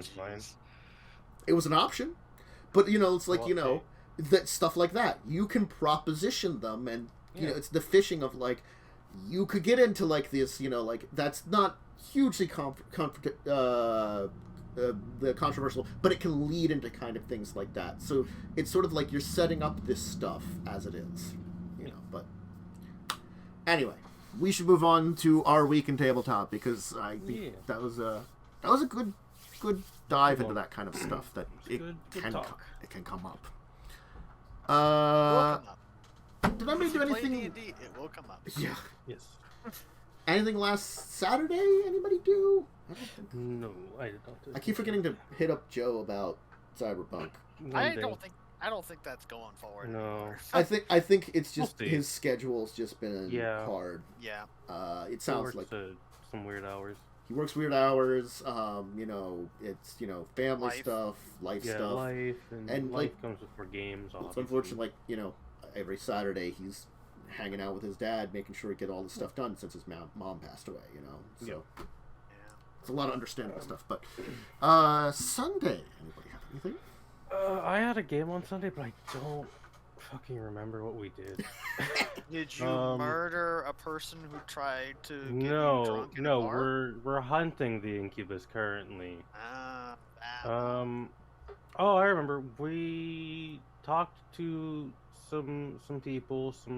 I talked to a contact who's a spy I have in this country. Well, I'm friends with. They're part of the same organization.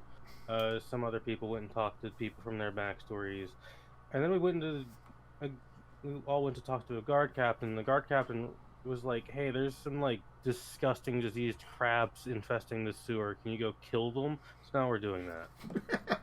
Yeah, who cares about the evil incubus or whatever? Let's kill some crabs. Go take care of our other problem. Thank horrible diseased crabs, not the incubus murdering prostitutes in the city. Of course not. That would be.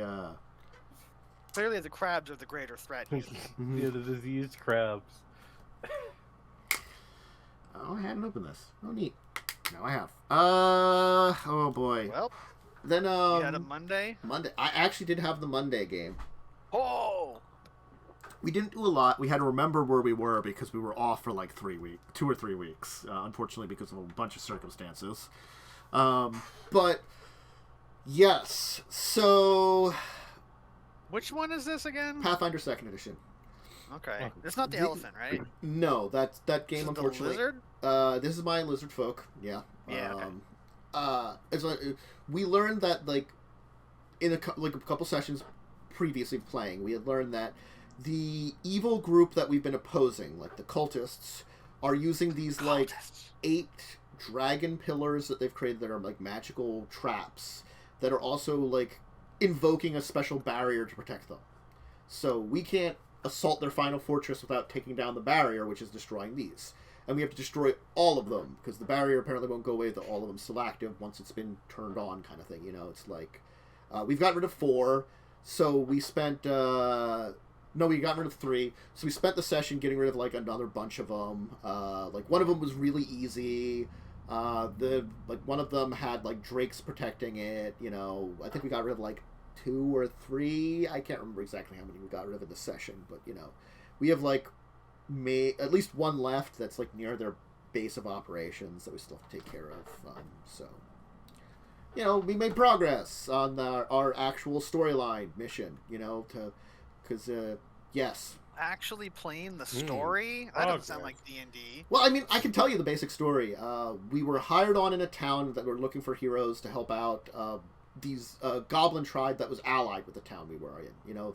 It was like a local goblins that had moved into an old fortress of Hell Knights and like made friends with the town rather than enemies with them. You know, they're still like your quintessential goblin tribe, but they're like, we like the humans of that town, you know, and we're like, only that town though. Yeah, only that town. Specifically that town. Yeah, exactly. Anyway, we went and rescued them. We learned that these weird cultists from the Mwangi Expanse had showed up. We learned that they were using these old elven teleportation gateway network that they were trying to get back up and running. We managed to defeat them. We figured out how to use the gate to get to where they came from. We ran into a bunch of elves that were like, hey, they had cursed us and like made it that we can't leave our territory with these dragon pillars also. And they used this gate to go there. And we're like, well, we're enemies with them now because they, you know, did all this shit. We'll help you and rescue you, and because you're also nice to us. And so then, like, you know, that's why we're fighting these dragon pillars and gonna go murder these dudes. You know, save our new elf friends. You know, prevent them from continuing trying to use the gates to like conquer the world or something. I don't know. Yeah, you know, typical D&D things. Yeah, typical D&D stuff. Typical like world-ending threats. I don't think it's world-ending yet, but I think the entire plot line sounds like, you know, that we're going to be using these gateways to go to a whole bunch of different places where a whole bunch of bad shit's happening that seems to be slightly related to each other, you know, because...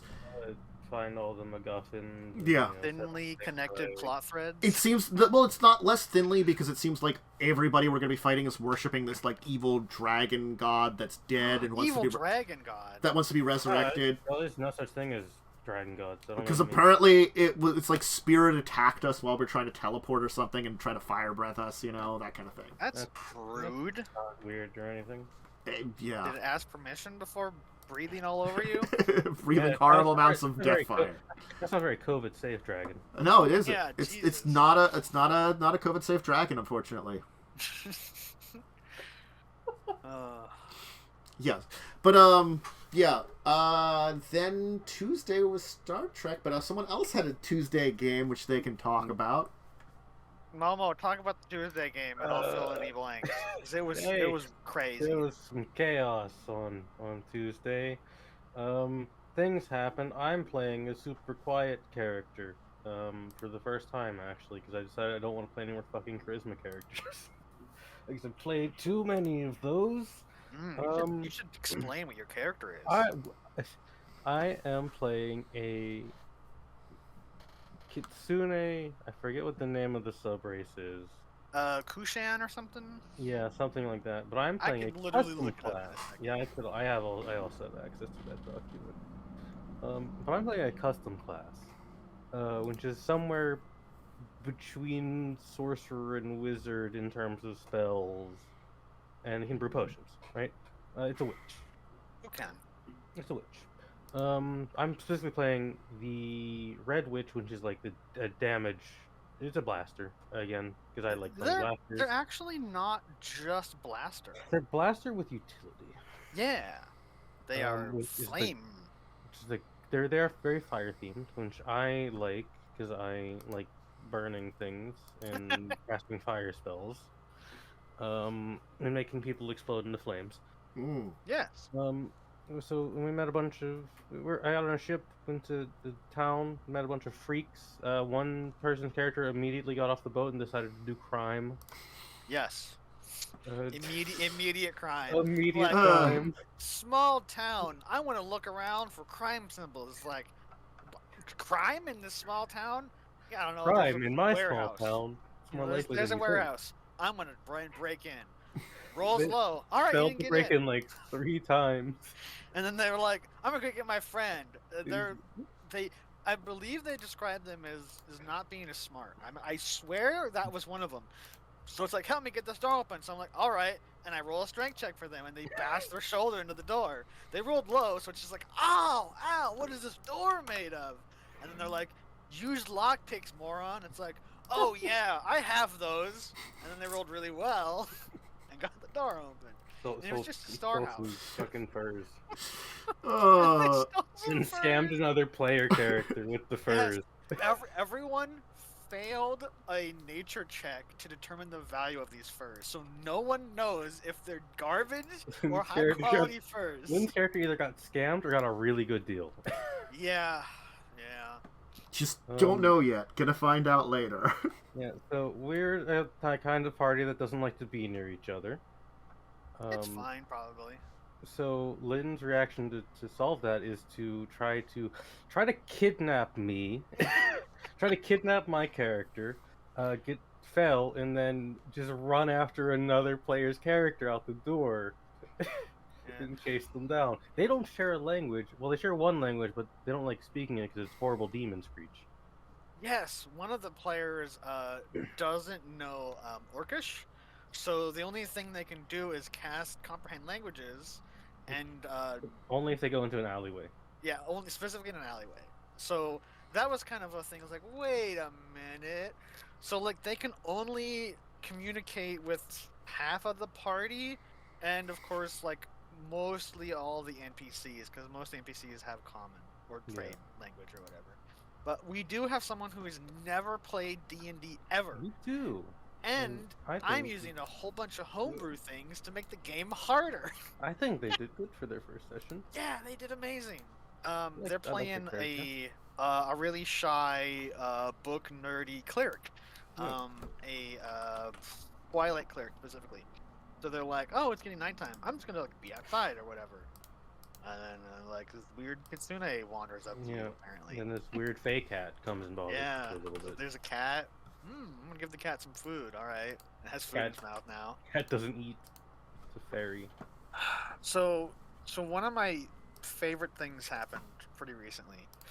So there was basically a big party because all the Raku, which is the half orcs, they're not technically half orcs because I don't like half orc lore, so I changed them. They're having a big party because they're like celebrating because like we're gonna pack up and we're gonna go out and explore and we're gonna find new land and stuff. So they have this big party, and then because they're like, then there's like a one boat left they're waiting for, and so the next day it's like, hey, this boat is like overdue. Whoever's not hungover, please meet us at this ship. Oh god, this part. Yeah. So, one of the characters is like, I'd like a sausage to go or whatever. So I kind of memed a little bit, and it's like, all right, he throws a sausage at you, and I roll basically a dexterity check on him, and it's like, what's your armor class? It's like, it's this. All right, well, he just hit you. So then, like, the character's like, I don't think I would catch it. So it just hits me in the face, and then, like, falls on the ground. And I think one of the other characters was like, I want to try and catch it. So they, like, rolled dexterity, and they missed. Yeah, and so the cat familiar just goes over there and picks up the sausage. Picks up the sausage and leaves. And then it was like, what had happened was my character and an NPC just witnessed two player characters throwing sausage at each other. Yes, the bartender, because the other character who went to try and grab it was like, hey, I want one. So he's like, all right. So he throws another one. They catch it, and they're like, yeah. And then the other player is like, I don't think so. So they like sleight of hand. They stole it somehow. I don't remember. So they steal the one that didn't fall on the ground, and then the player's like, what? That was mine. And so they go and fight with the cat familiar to steal the ground sausage that fell. And then I think everyone else is like, can I have a regular one? And he just like put a sausage on the table. What And is like, wrong right, with you take it. people? Yeah. So, because like, my whole logic was, I want a sausage to go. So they're at the doorway. So he's like, all right, I'll just throw a sausage at you. Because they're orc people, right? So it's just like, You're oh, whatever. Most civil bunch. It was hilarious. This is the part that me as a DM was the most worried about. It actually took a little bit of time to get the party together, which is why I thought about, like, yeah, everyone's drunk. Also, there's a drunk goblin who was like, I want to go, I'm not drunk, you're drunk. And so their, like, companion or whatever, like, picked them up and stuffed a sausage in their mouth, because, like, all right, eat something, but then just, like, jams the sausage in their mouth, like, sausage. And then they left. It was great. I had a lot of fun with that. This is a place Wolverine would fit in very well. Yes, because they were a little crazy. And then you guys were on a boat for a little bit, and then some stuff happened. And we fought a big-ass bird. Yes. And someone almost died in the first session. Yes. Lynn's playing a monk and went to punch a bird and then got picked up by the bird and carried away. The bird started flying away with them like, all right, mealtime. But you also horribly burned it with scorching ray. Yeah. The funny thing is, though, there was a couple like narrow misses or like low damage rolls, and like you guys could have totally killed that bird if you just rolled better. Yeah. And so it kind of got to the point where it's like, this is a really intelligent bird, and it's flying away, and still people are attacking it, and the thing in its mouth isn't dead. It's still, like, wiggling and squirming, so it's just like, all right, whatever, and it drops them into the water and, like, flies off. Lindsay became the ocean's problem. Yep. Ocean's problem. Ocean's problem. And that's where we ended. Yeah. A lot of chaos. It was great. We ended that game at 1:30 a.m. my time. Yeah. It was a long session. At the 2-hour mark, I was like, hey, we could probably stop here, because I think that was like right when you boarded the boat. Mm-hmm. And it's like, we can continue if you guys want, and everyone's like, yeah, sure. So we ended up going like another maybe hour and a half. Yeah, I think we went a little honestly long. Fine. But that's because of combat. I don't do anything on Wednesdays until 8 p.m. Yeah, combat tends to run longer than you anticipate. And we also had a person who was literally brand new to D&D. This is their literal first session we had ever. to explain the sheets and stuff. Yeah, so there was a little bit of describing. And which is fine. Yep. But yeah, the session was fun. I liked it. Cool. I had Star Trek. I had a game, so I didn't see it. I will tell you, it went decently. We continued the meeting with the Yuan T, who aren't Yuan T, even though we keep making that joke, because they basically have the same... No. You're kind of getting some information, kind of figuring out a little bit more about them, kind of things like that. And then we had a large section of Ezra's medical discoveries on trying to cure a disease, which I learned that one of our 2 Romulans is in fact a deep undercover Vulcan/Federation agent. What? Yes. What the fuck? Yes. Turns out the female Romulan is 100% Vulcan. Oh, jeez. And is just a really deep undercover operative in the Romulan Star Empire. Well, not anymore, they're not, because they're no longer in Federation space. Well, I mean, like, I was ordered because we're hoping to get back home to keep, like, everything, I talked to the captain about it, and I'm like, hey, yeah, I found some stuff out, in my investigation, to try to find out why she was immune to this drug, and it turns out that we found out that it seems like the idea is Vulcans have a natural resistance to it, but normally their resistance isn't quite enough to overcome it. And she has a cybernetic implant that kind of a spy work one, to help like overcharge her system and give help with immunities and stuff like that. And we're like, we could chemically do that, or maybe some kind of external device or something. So I'm like, I have to consult Joe's character, who's the science nerd, who also did a bunch of studying up on Borg stuff when we were doing with Borg stuff the other weeks ago. I should consult him. But he's has to come back from a ship. So yeah, it was an interesting bit of adventure that I got some good successes on. So I think they had a Pokemon game on Tuesday as well. We did things in that game. I didn't make any references to my missing father, though, unfortunately. You lose a level. Yeah. I just got that level. Just like your father. No! You lost a level just like you've lost your father. Oh, rip. Yeah, the Pokemon 5e system is simple, but also weirdly complex. It is weird from what I've read in the PDF. But I mean, I think it's fine. I think it's actually pretty fun to play. We're really slow because we're oh, everyone's on this the gym leader challenge or whatever, but not really. Let's go catch a water Pokemon. So we had a fishing episode, and I'm like, can I use my Pokemon to give advantage to people doing this strength check for fishing because they have proficiency with strength saving throws or whatever? So they had this epic battle with Squirtle. Squirtle killed all of their Pokemon. Oh no! It's they had one with 2 hit points left, one with 1 hit point left, and it's just I guess I need to throw a Pokeball. I think they Nat 20 did or something because it's just an animal handling check. So it's oh yeah, no, you catch it. And it's why didn't you help me? It's you didn't ask for help. That's not how that's not how Pokemon works. You gotta fight your own battles. Yeah, that too. But I think our DM is yeah, that's dumb. You can do whatever you want. It's technically against the trainer rules. Well, trainer rules can go to hell. This is the laws of the Pokemon land. If you break them, you're thrown in prison. Oh, Pokemon jail. It's been fun. It's a bi-weekly game, so every now and then it's we have it, and it's always am I ready for this? Because it's pretty early. I know that kind of feeling sometimes. Am I ready for this game? It's my Sunday game. Am I awake enough for this shit? No. It's usually a no. Then we had some adventures on Wednesday. Oh, yeah. Pirate adventures. Except we're not pirates yet. That's later. Well, we're pirate slaves.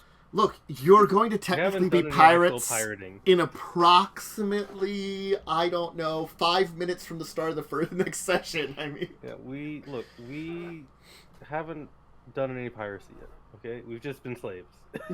You've just been slaves on a boat, working for some people that are not very nice, and kind of are just hey, you guys. 2 of them are kind of just assholes. Well, I mean, two of them are really big assholes. Yeah. And then the other ones look nice in comparison. Yeah. A bunch of them just don't give a flying rat's ass about you, and there's a few that you've made kind of friends with, I think that's fair. I mean, there were a lot of really good rolls. Someone rolled 6 nat 20s. It's just that is too many 20s. So I'm pretty sure Umber's going to die next session. There's a really good chance of it, because he rolled really well. I'm pretty sure Umber's just dead next session, right? All the karma is going to used up all those 20s. I mean, I was oh my god, there's a person that's he tends to be okay, he's maybe a little bit more indifferent, but he technically sides with the people that really hate you. It's You know, it's like, well, I don't really care too much. It's like he's just assuming they're cracking down on you because you're new to get you in shape or something like that. And then he's like, no, they're beating the crap out of us. Please save us. But he's like, oh, no. It's tough love. No, it isn't. Please. It's actually not this time. I'm going to throw Umber's character off the boat. You should.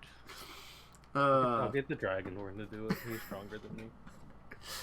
But yeah, no. I mean... It's more crazy shit. That's what happens every time with you guys. I proceeded to do nothing the entire 4 hours. You climbed ropes really well. I climbed rope really well, and that was the entire thing I did for the entire session. Now you have spells for level 2. Which I'm probably not going to use. Mm-hmm. I thought we have a gun as well, but like one of them's like expensive. Yeah, my character is like they have like very little reason to help the party, and while Momo and I talked about this, it's like the Dragonborn was always going to be the one who went down there, pretty much, because they've been fighting people on the crew, and they're like really known for beating the crap out of people. So like, there's no way they were going to talk to my character. But even if they did, like, hey, I think your friend's in trouble. It's like, not my friend. And it's like, oh hey, well, what would they do if they did decide? Shoot a gun into the bowels of the ship? No. Guns are super First of deadly. all, guns are loud and they kill people, which this explicitly has been stated that, hey, if you kill one of the other crew members, we'll kill you. So no, they're not going to do that. Definitely, guns in Pathfinder are very good at killing people. And it's like it's the problem that you were facing of like, you know, these guys are trying to kill me, but they're going to make it look like an accident, and the person that probably sent them to kill you is going to be like, well, that looks like an accident. Wink, wink, good work. You know, you were in a really tough spot there because it's basically like... It was handled pretty well. Oh, yeah. It was crit nom. Yeah, the dude just has like his neck bitten into. I checked to see if he died. Like, you know, no, I rolled. He didn't die. He lived. He rolled like insane on his Constitution check to stabilize. Lived, going to die. It's just like, oh, I'm just gonna nom them. That's like lethal damage. Like, yes, I'm angry. Nat 20 with an 18 for crit confirm. I'm like, yes, you do a lot of damage. Are they instantly dead? Well, no. They might very well be. They're very low, and their face. Let me just roll this die. Oh, wait, no, they're alive. What the fuck? I did not expect that to go as well as it did. I'm like, the DC was like 16, and I rolled like an 18 or something, and it was like... I rolled like a 17. Like exactly enough to save or whatever. And it's like, well, he's not dying, but you don't know that. Yeah. It was like I just... Because you downed Cell's character instantly. Oh, God. I'm going to cast this spell. I'm going to be super defensive. And it's like, all right, how much is your AC? It's like a 16. How about a 17? Does that beat it? Yes. How about a 17? Does that beat it? Yes. And they both did max damage. Yeah, it was insane. And it's like, okay, well, I'm at -1 hit points now. Yeah. In the first round. Yeah. So I was like, well, they're not going to just stab you to death. They're going to arrange the accident because you're down. And they're like, oh, hey, this is convenient. We can arrange for, like, one of these barrels or boxes to fall on them. I'm like, okay, let's get this precariously rich. You know, they're taking a couple of rounds to do this. You know, it's taking time to, like, crush a person's skull with a, you know, a box that falls over, you know? Yeah. But it was enough time for a Dragonborn to show up and save the day because, you know... Yep. It turns out, like, you know, your Nat 20 rogue had already set up, like, someone that could warn you guys about it, you know? Yeah. That could have been the end of the adventure, literally. No, like, both encounters we've had could have been, like, end of the adventure, because if we didn't have that NPC in the lobster battle, it would have been fighting the rogue or myself. Neither of us are very strong characters. They would have totally... You're supposed to get the NPC anyway. Well, yeah, but if that NPC wasn't there... Oh, God, if I removed the NPC... Oh, jeez. Well, the thing is, like, I didn't want to play around with removing the NPC because it was supposed to be a balancing factor in that combat anyway. Yes. And then the rolls in that combat went from, oh, you're dead instantly and we're going to kill you, to, oh, he crits and noms this dude's face off, and now it's one-on-one. It's just the swings, wild swings in power are just out of control. That's first kind of- level. My mind. It's first level. It's kind Every of funny. time. That is just how first level Pathfinder goes. It's I mean, we're not first level anymore. yes. Now you're Yeah, second really, level. no. So- I will never roll below 7 on a sailing check now. So It's the thing about it is that it's the unfortunate thing is like it's low level has it's good thing is you have to think Yeah. it, 5th edition technically has those swings, but it's got a better backup for dying. You know, it's harder to die in 5th You're edition. less likely to die in 5e, and usually everything is geared to be exactly the same. It's like 50-50. Now you can roll above that, but generally everything is geared to be that 3 to 5 rounds of combat with a 50-50 chance of either side hitting each other. That's how all of 5e is set up for. Pathfinder isn't. No. Pathfinder doesn't care about you. I mean, it's got a little bit of that, but it's also like it varies. Not like nearly as much. these guys had like a 12 AC. They had a shit AC. So I mean, like they were yeah, someone just got downed immediately. yeah. That was the problem. And they had like a +2 to hit. No, I think they had a +3 to hit. So they had less than 50-50 chance of hitting Cell. They just rolled crazy. Like I just It was kind of funny. that was just like It was insane. wow, the dice. just wow. The dice in this game are wild. It has really been a wild dice. It's Unpredictable. like you've been rolling well at everything but your perfection But sailing. checks. Yeah, I roll perfectly fine in everything else, but not sailing. It has You had, been- and I tried to help you once because it's like, hey, here's a good chance for my character to like get to know this person. No. Who talked to them a little bit. So it's like, because I've been like foregoing rolling because it's like they're not going to do anything anyway, so I'm not going to roll. So here's this thing like, okay, let's roll and see if I did my job well enough to help you. And no, I got an 11. So it's like, well, I can't help you because the dice won't let me. again, like, you know, it's like, God, the dice have just been. Level 1 do that way. Yep. I mean, I think that's dice in any game, though. Honestly, they can Yeah. be with you or against you very badly. You can stack the odds in your favor very easily in Pathfinder, Yeah. but usually it's only for 1 or 2 things out of like 12 to 20 different skill checks. Man, to think, like, the other character I made originally, she would have started the game with, like, 9 sailing. Yeah, you would have. You couldn't have failed. Yeah. Literally, you could not have failed. You would have And I just got decided by. to make this character. I like the concept of this character. You've just had some really bad luck, I and like you're this- experiencing. I like this character more. You're experiencing low-level Oracle. Because the other character would have just been standard tattoo blaster sorcerer. And I wanted to do something different. It's like we've talked about it. It's like at this level you'll have all these things. At this level you have that. It's Yep. getting to those levels. Yeah. I think is the problem that At Oracle level has. 3, I become better. Yes, it's just kind of like this Yeah, I level just have 1 to and get to level level 2 3. are just painful and suffering. Yep. It's fine. I still have fun. The thing is, like, it's one of those things that I think a lot of people don't realize is unless you're like a fighter or a rogue, really level 1 is Your kind of levels like that. suck for everyone. Yeah. Yep. That's the thing. Like Wizard has like, well, I've got a couple of magic missiles that 1d4 plus I 1. I have 2 spell slots as a level 2 character. You have the Yeah. most powerful spell of all, a gun. Yeah. I mean, I'm not going to use it. It's expensive. I- Bullets are expensive. Are you kidding? Yeah, Bullets bullets are very expensive. You can maybe make them out of your blood. I will probably do that later, but I still need gunpowder. Just because I can make blood bullets doesn't mean I can propel them anyway. Rose bullet people. No, I still have to spend money on ammunition. It's just like, and then it's like I talked about Tandis before the show. It's like, what motivates this character to expend expensive resources or potentially make them seem like a more valuable person to hang on to, as opposed to just like, they can kind of use a dagger. They're kind of useless, but at least they're a decent sailor. The character is not going to be like, I'm actually a gun wizard. Why would they tell these pirates they hate how valuable of a person they are? Yeah. They're not going to. So it's like, Yep, eventually it might come out, but right now, no, they're just bad at everything Yeah. except for climbing a rope, Except for apparently. climbing rope. Apparently. stabbing rat. I like got nat 20'd on the throw, so that was a I think I had like a plus Absolutely 1, wild. so it was like a 18 or 19 or something. I don't remember what it was, but it's like I roleplayed the character's like, they're shocked at how good they threw that. Like, they were expecting to fail.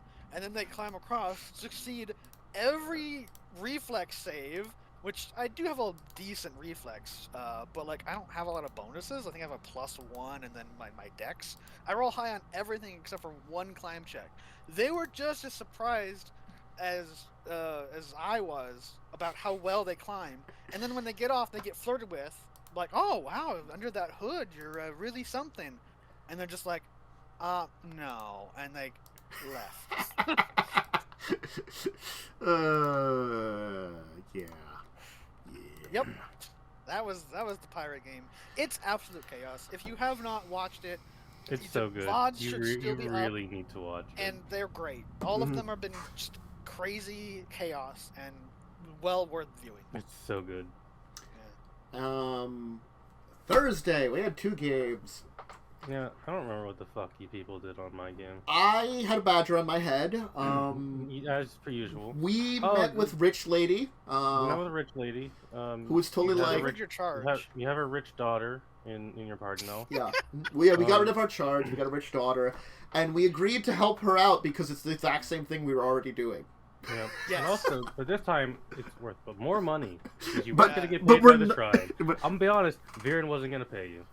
Well, I think I would have accepted without money because we do have to wane our pirate off of money. Their gold addiction. I really like we're tormenting him with that. Yeah. Some players learned they were cursed. Some players are not mad at the pirate. Who gave them cursed items. Yeah. And 2 players don't think they're cursed. Nope. At but least they are one of willing them, to- this really one, is willing to go to the shrine to prove it. It's just a really cool cloak, okay? It's a really nice sword Nothing bad about that I it. don't want to get rid of. They also got hit on by a random kitsune. Yeah, and then shot down, and then the kitsune, we're told to go hit on a pirate. Tried the pirate, got shot down, was like, alright, fuck you, I'm doing it in the middle of the bar then. Yeah. And drained So his life force a little bit. They got charm drained. Yeah. And just, like, she left, because she was fed up with it. Yeah, it's like, whatever. I don't got time for this. Yeah. I will talk to you about some cool things regarding those abilities and something else later, hopefully. Maybe today. Who knows? I'm around today, probably. Yeah, because there's like some other things that I've had on the back burner, and then potentially feat versions of that ability. Yeah. Yes. Yeah. It was a pretty slow and not crazy session for once. Yeah, it was Like very, very chill. It was a chill. It was a needed chill session for my brain. I'm sure more chaos will ensue. Oh, absolutely. Mm-hmm. And I've set up most of the rest of the overarching plot Nice. at this point. So I don't have my overarching plot in my game set up at all. I literally have like next episode planned, and that's I kind of waited for the party to pick a plot because I presented like 3 plots and then they picked this one. Yeah, because it's like I don't know what you guys are gonna do. I have an idea of what you're gonna do after this, but it really depends on what happens in this next episode to where I'm gonna direct you. I will still direct you in the place I have planned, but how I present it will change based off your actions. And then I'll plan the rest of the adventure because I'll have a better idea of what the party wants to do. It was my game. We had Wrath. Yeah, we had Wrath. So you made peaceful contact with the elves, which was nice. Party Squirrel had a rave. Party Squirrel did have a rave. No. It was a thing. Then Squirrels Carrie died. almost got eaten by a bat. Some squirrels had heart died in that attack. rave. Squirrels did die in that rave. They partied themselves to death. They're squirrels. They're not really that smart. Like No, they're not. it was 900 random squirrels with like a couple dozen like dire squirrels that actually have a basic intelligence Fucking trying to insane lead it. druid just summons armies of squirrels. I gotta ask, is this druid human? Yes. Okay. For the way you present them, they feel gnome to me. They just feel like an insane gnome druid. Does And he I'm like, wear a badger on his head? No, he's naked. Did they specify what species they were? I don't remember. I just automatically presume insane and gnome in the same sentence. Well, it's the thing that, like, it's the unfortunate thing you have to think about Dominaria is the majority of intelligent species are human. Like, in certain continents, then you have, like, groups that, like, then kind of stay there. And then the planet is global more now, but it's, like, most are human. So, and the druids all tend to be human. But yeah, Party Squirrel, Carrie managed to not get too wasted there. I was actually impressed at her willpower in managing to, like, because the party's like, I trust them to not partake in illicit drugs. They're squirrels. They're not going to have illicit drugs. Yeah, the squirrels show up with drugs. No, they screwed up with booze. They screwed up with fermented that's berries. Basically drugs. Look, I think they haven't asked her to get rid of the drinking.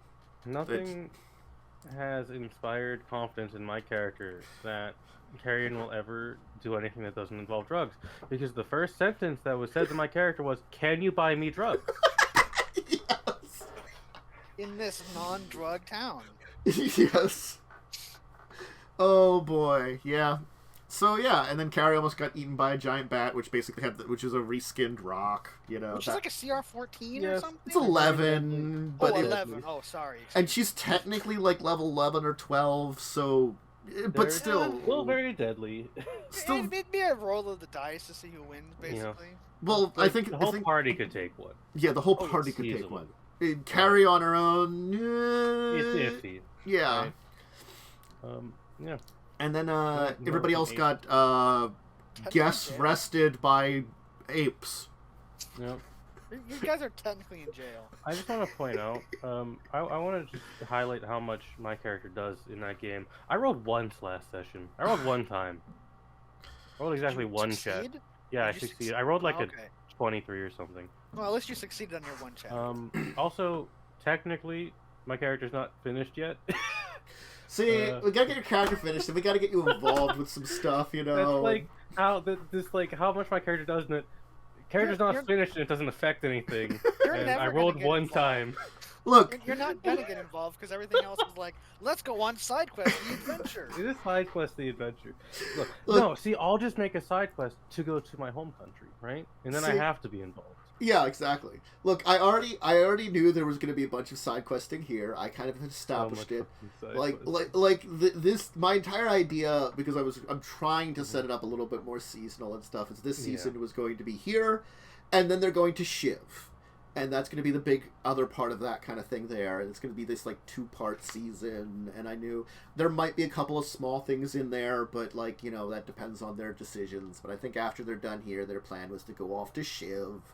And then post-Shiv, I don't know if they want to run off to Urborg yet, because that would be the kind of big thing to do, and go and, like, They're not going to do main quests. This party's not going to do This is Skyrim, the D&D game.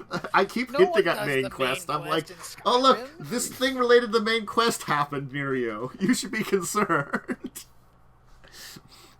No, they just don't want to do drugs and not talk to a forest spirit. And party. I don't know why. I don't even know why they went to Yavimea. I'll be honest. There actually, I think, was reason why, but we could not find it out.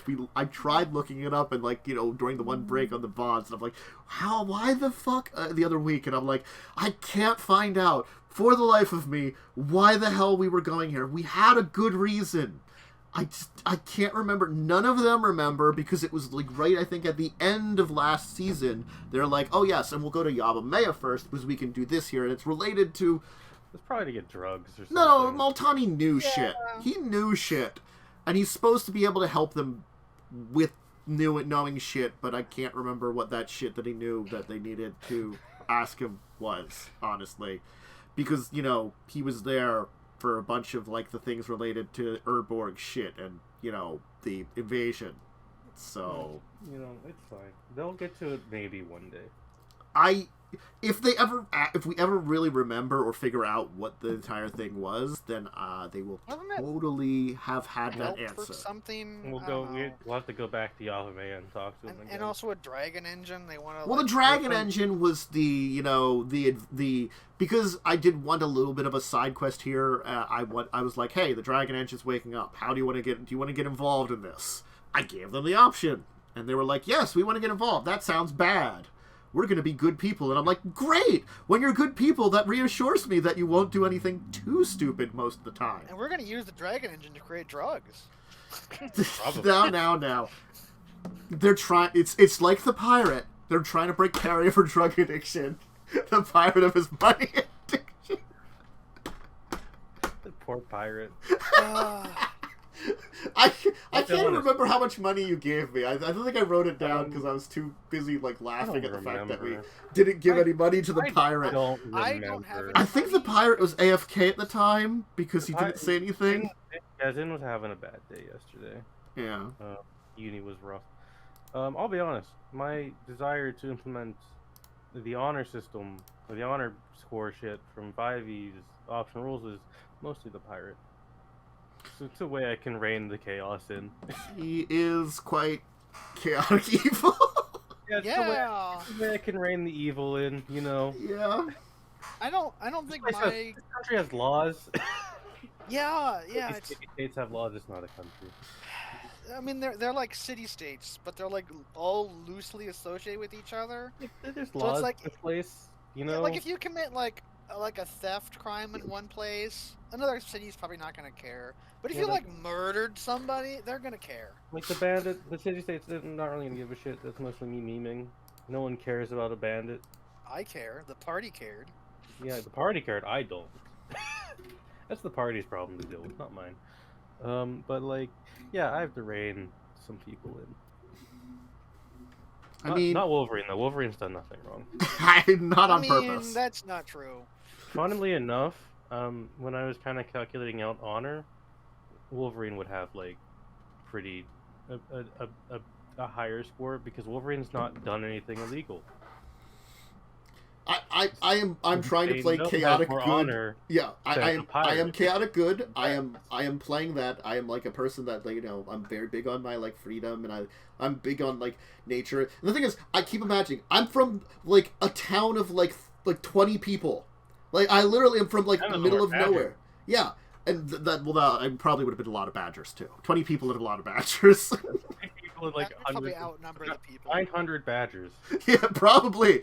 I probably was outnumbered by badgers. Gotta be honest. Wyoming, where the population of the state and humans is is less than the number of animals that live in there. Yep. Or not even just animals, just the population of antelope is more than the population of humans that live in that state. It's wild. Yeah. I lived there for a while. I don't really remember what happened on Thursday. But... stuff. Man, my memory's been so bad this week. I know stuff happened. I know you got kidnapped by gorillas. Yeah, we got kidnapped by gorillas, and then you couldn't speak their language. I'll be honest. I kind of spaced out halfway into Wrath. It's fine. Yeah, you didn't speak the language. I don't do anything. They had to summon someone that spoke Elven, and they spoke Elven with them, and because you had the Druid, they were willing to listen to you, but they're like, well, I guess we're going to have to consult our people in charge, but also our ancestor spirits to The Druid bailed on you guys. You guys got kidnapped and put in jail, and the Druid should have blamed hey, yeah, you know those guys? Yeah, they're with me. The Druid is insane and doesn't actually care. Druid is a crazy man. You should need to get away from that Druid. He is not good for you. He knows his way around the forest, but he really just does not give a flying rat's ass. Cole just wants to leave. Understandable. This isn't his problem. The captain's not on that ship. I could just take it. Just take a ship and go. Yeah. Well, the ship's gone, and we're gonna get a new character in. Weird. Mm-hmm. But yeah. Did anybody do anything on Friday? No, I don't have anything on Friday. Okay. We played 7 days, but that's not tabletop. Yeah. No. I have to get Umber to make you guys more on motorcycles. Because I have the material for it that I keep like reading and coming back with. Or you just learn to do it yourself. And I guess I could, but I was learning to kill things better with both my baseball bat and shotgun first. I got like 7 levels or 8 levels in that one raid. It was crazy. We got like 200,000 experience for that thing. I'm like, holy crap, this is amazing. Yeah, you get a lot of levels for. Oh, it was amazing. Look, Sometimes I can like get anything done because I don't build and I don't like mine. So like I'm like the second lowest level person of the group. That's fine. So I'm like, I'd like to have more skills. No. Oh, I can't. No skills, not allowed. I actively go out searching for zombies to kill, and I find nothing. And I just see experience pop up as all these other people out exploring are murdering zombies. It's like, why can't I find anything? It's because you guys have already gone out there and murdered all of them.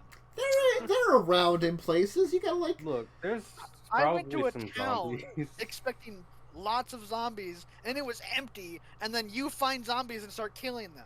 Well, it was... I went inside one of the buildings. You have to go in the buildings. Yeah, I was riding around on a bike because there's usually zombies outside, too. They're sort of around, but like it really is like you kind of like I did find a lot of zombies in the backfield in the football stadium. You know, there was a lot there. You know, so I was killing a bunch of those too. And then there was also like the 2 pumas and the wolf inside there. Oh, I killed so many things in the freaking the cold area. There's so many animals. Like, what the hell's going on here? God, oh man, I can't believe I did like 2 giant raid places too. Just like the one I accidentally started at the end of last time because it was sort of like, oh, I remember this place. I can go like to this one room where there's some like loot that's really good, and then I'm like, oh, that's right, they remade everything. I forgot, and we're in a dungeon. I have to find that room. Well, fuck. And then like, I don't think we have any Saturday games between any of us. Not right now. No. No. Not really. Saturday's kind of been on bake. So I could theoretically start a game because I do want to run a second game, but I don't know what I want to run yet. I would love to throw my crazy idea at you. The problem is, it would just be a mega dungeon. Yeah. Like, so you'd really have to get the right people for that. Like, I either want to run another Grim Hollow game, or I want to run Witchlight, and I don't know which I want to do more. I mean, the Witchlight one is pretty quick, right? It's 1 to 8. You know, it's quick, easy. So I got like 3 acts to it, I think. Yeah, I think that one would be a lot easier than a Grim Dark one because that one probably homebrew requires setup. Yep. There's also that other setting you're working on slowly. Yeah, it's slowly coming together. Yeah, but we had a good session. Good session, good week, crazy week. Go watch a lot of insanity. Watch Pirate Game. Yeah, watch the Buccaneers, which Tantus needs to remember to abbreviate so you can see the name of the... Yeah, I actually looked up. I actually hadn't put a proper like title name, and actually...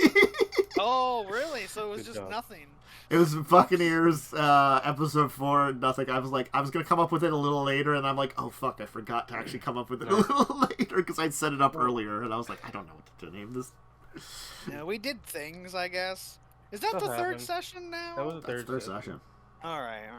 You did pretty good getting through the, like, some of, like, the in quotations, I'll be honest, this first part felt too long. Like, by the third thing, I was like, this is when it should be changing. And as from what I understand, you've cut a lot out.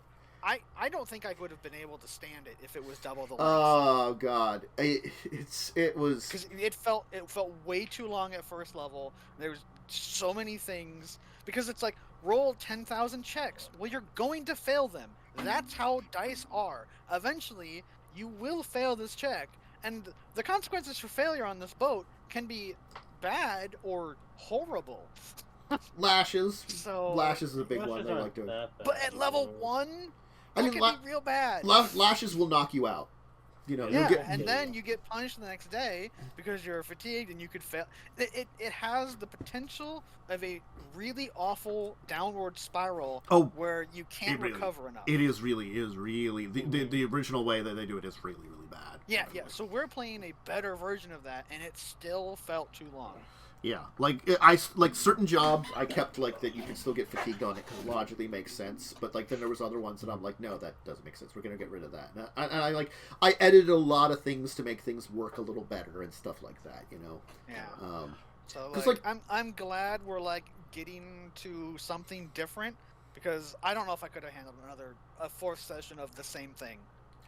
I don't know if I could, honestly. Like part 2 will be a couple of sessions, but I don't think it'll be that long. It'll be the kind of battle scene that's coming up because it's going to be piracy.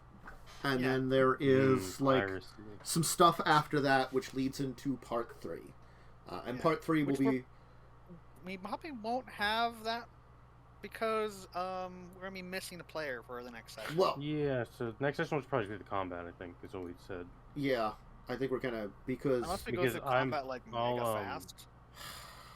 It depends. You have options. I'll probably play cool. Okay. Just because I have a lot of experience with Pathfinder martial characters. Okay. So then I'll probably give you permission to use it. As long as like Eric is okay with it. Yeah, we can check with Eric about it. I'll probably be asking for a crossbow from the armory if we do piracy, because I'm not going to pull out my gun and show people all my abilities. Gun. Yeah, I'll just be like, do you have a crossbow I can use? Like a heavy crossbow or light crossbow or any crossbow? Well, because they're not going to use their resources. There will be... Otherwise, they'll be like, I have a dagger. There's an entire thing for it, so, I'll be ready to do the piracy. I have to review everything for it, but I've got, like... Yeah, you're all prepared and stuff. Mm-hmm. And you have, like, 3 days or something, I don't know. Yeah. You got a while. Well, I've read through... I read through everything, before the thing, but I got to reread through it just to make sure I've got everything set up. And I actually do have to finally get into and, like, start setting up a lot more part 3, because I had that partially done. So it was a fun week. Yeah, it was a fun week. There was one other thing that I forgot to do. The Kickstarter. Yeah. I wanted to talk about. So let's keep it short here. Before we end for today, Tales from Red Dragon Inn. It's Red Dragon Inn's the drinking game by Slugfest Games. This is, I guess, it is, the way I am viewing it personally is Red Dragon Inn is about adventurers going to an inn and celebrating, getting absolutely shit-faced, gambling all their loot away. This is the prequel to that. Yeah. I'm thinking, right? Where they're actually going through the dungeon. Yeah. Because it's a dungeon crawl board game. Ooh. Yep. And I'm a huge nerd for Red Dragon Inn, so I will definitely probably buy this. Yeah. And assuming, it goes well, they probably will have, more characters show up in the future and stuff. I would assume they would ideally include most of the characters from Red Dragon Inn. But there are a lot of characters in Red Dragon Inn. There's a lot. There's like 22 expansions or something. Whoa! Yeah. Yes. They have 6 right now. Some of them are like just one character expansions too. Yeah. But... Yeah. And some characters I don't think would ever fit this because of how they work in Red Dragon Inn. Yeah, but there's definitely some stuff that'll be good. I mean, if they reach 300 credit, they'll have Pookie and companion cards for like having the evil familiar of the wizard that's like insane and murderous show up. Yep. So I mean, that's at least part of that entire thing. So anyway, yeah. Check it out. It is funded. It's getting a lot of its extra things, and I like Red Dragon Inn a lot. So definitely, it's such a good game. Yeah, it's a fun one. I'll put this link in chat then before I go, and then we'll say thanks for joining us for today. Yeah. Thank you, Momo and Lightning, once again for popping in and joining. Sure. Should be back next week for more talking some tabletop and stuff, some more stuff to chat about, some more deeper discussions to deep dive into. Schedule, of course, we talked about Wednesday, Buccaneers of the Shackled Sea. I think it's 8 p.m. 8 p.m. for that one, EST. 9 p.m. for Children of Wrath on Thursday. Tuesday, I'll be over on Unfunny One's channel at 9 p.m. also, EST for Star Trek. I should be doing 7 days next Friday, and I will be doing probably more Valheim during the week. I'm going to try to throw something else in there I've been enjoying Valheim, but I know like I don't want to get too obsessed with it. I've just been, doing some of the stuff. Again, I will probably do off stream. I have to admit. I think there's some farming type stuff that I will definitely do in between, just to get a lot of stuff taken care of. Like some other things you're planning. Yeah. Oh, and I am planning another game. It's going to be an anthology series. Tentatively, my name for it is the Midnight Mega Monster Movie Tabletop Drive-In. Just to sound like one of those. It's a mouthful. It's a mouthful, but it's supposed to sound like those those weird shows that they'd have, the host show kind of thing that they have on late night to show bad horror movies on like network television or something, or cable television. I hope you present it in a weird way. Kind of like how you're doing the opening for the pirate game. That was my plan, to have like kind of a weird way. Yeah, that'd be really cool. I'm coming up with like a at very least for like the mid like scene things for like breaks and stuff. I'm trying to like make like a little like almost like I'm thinking of trying to make like a little animated thing for it. It's tough to do, but basically all I wanted to do is like make it look like just like little like like maybe like a light bulb on something kind of like flickers on or something occasionally. Ooh. Which just should be like a lamp. I was gonna do like, because I have like an old drive, like I have like the back behind like a drive-in screen that I found an image of, and I've got like the sign for it, and I put on like the sign, the information about like the what the show's title is kind of, and I was thinking of like the theater, like one of the lights or something for the drive-in will kind of plop on and off. That's cool. Mm-hmm. Yeah. I hope you can get it working, because I haven't done it myself. But I knew someone who did a lot of video editing for things like that, and it could take them all day. I was 20 hours. I was trying to figure out a good way of doing it or not. That's the thing is, if I can do it, the other way I'm planning on doing is before the show will start, I'm going to have the trailer for the movie we're spoofing show up. Oh no. So it'll be like a 50s trailer of some kind of like movie, like playing like on like a screen, what that for like the intro before we get started. Yeah, like a little picture-in-picture kind of thing. Yeah, because I think I found like a thing of like an old 50s drive-in photograph. So I'm gonna have it so it's on the screen, so it's like showing that before we switch over to us. And I was gonna use like we're all gonna be on like theater screens for it. Oh, that's cool. Yeah. So I've got some cool ideas for what I'm designing for it. Aesthetically, it'll be really neat.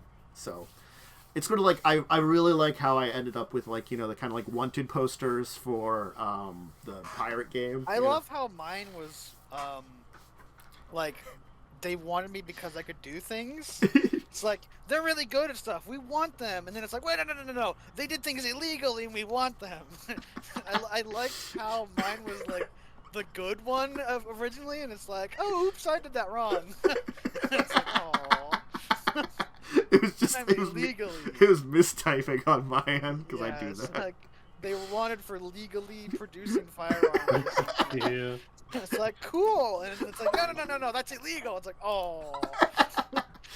But yeah, no, I've been trying to like get some more interesting aesthetics, in like little things to like put a little flash pizzazz to the games too, and I'm glad they're coming along okay so far. But anyway, gonna pop off. I might be back tomorrow. At very least, I'll probably do some streaming on Monday. Probably Valheim that day, just because it's the start of the new week. But I don't know. I'll see if I'll do anything tomorrow. It depends on if my family's doing anything or not. If they need me to help with anything. I'll find real out. Life. I know. Sunday is a good day for them to have me do stuff with them. So in real life says Sundays I'm there. Food's a good idea. And I was messaged a while ago saying, "Hey, there's food." I should cook some good food too. Soon. So and then it's been a while. Bye everyone. Bye.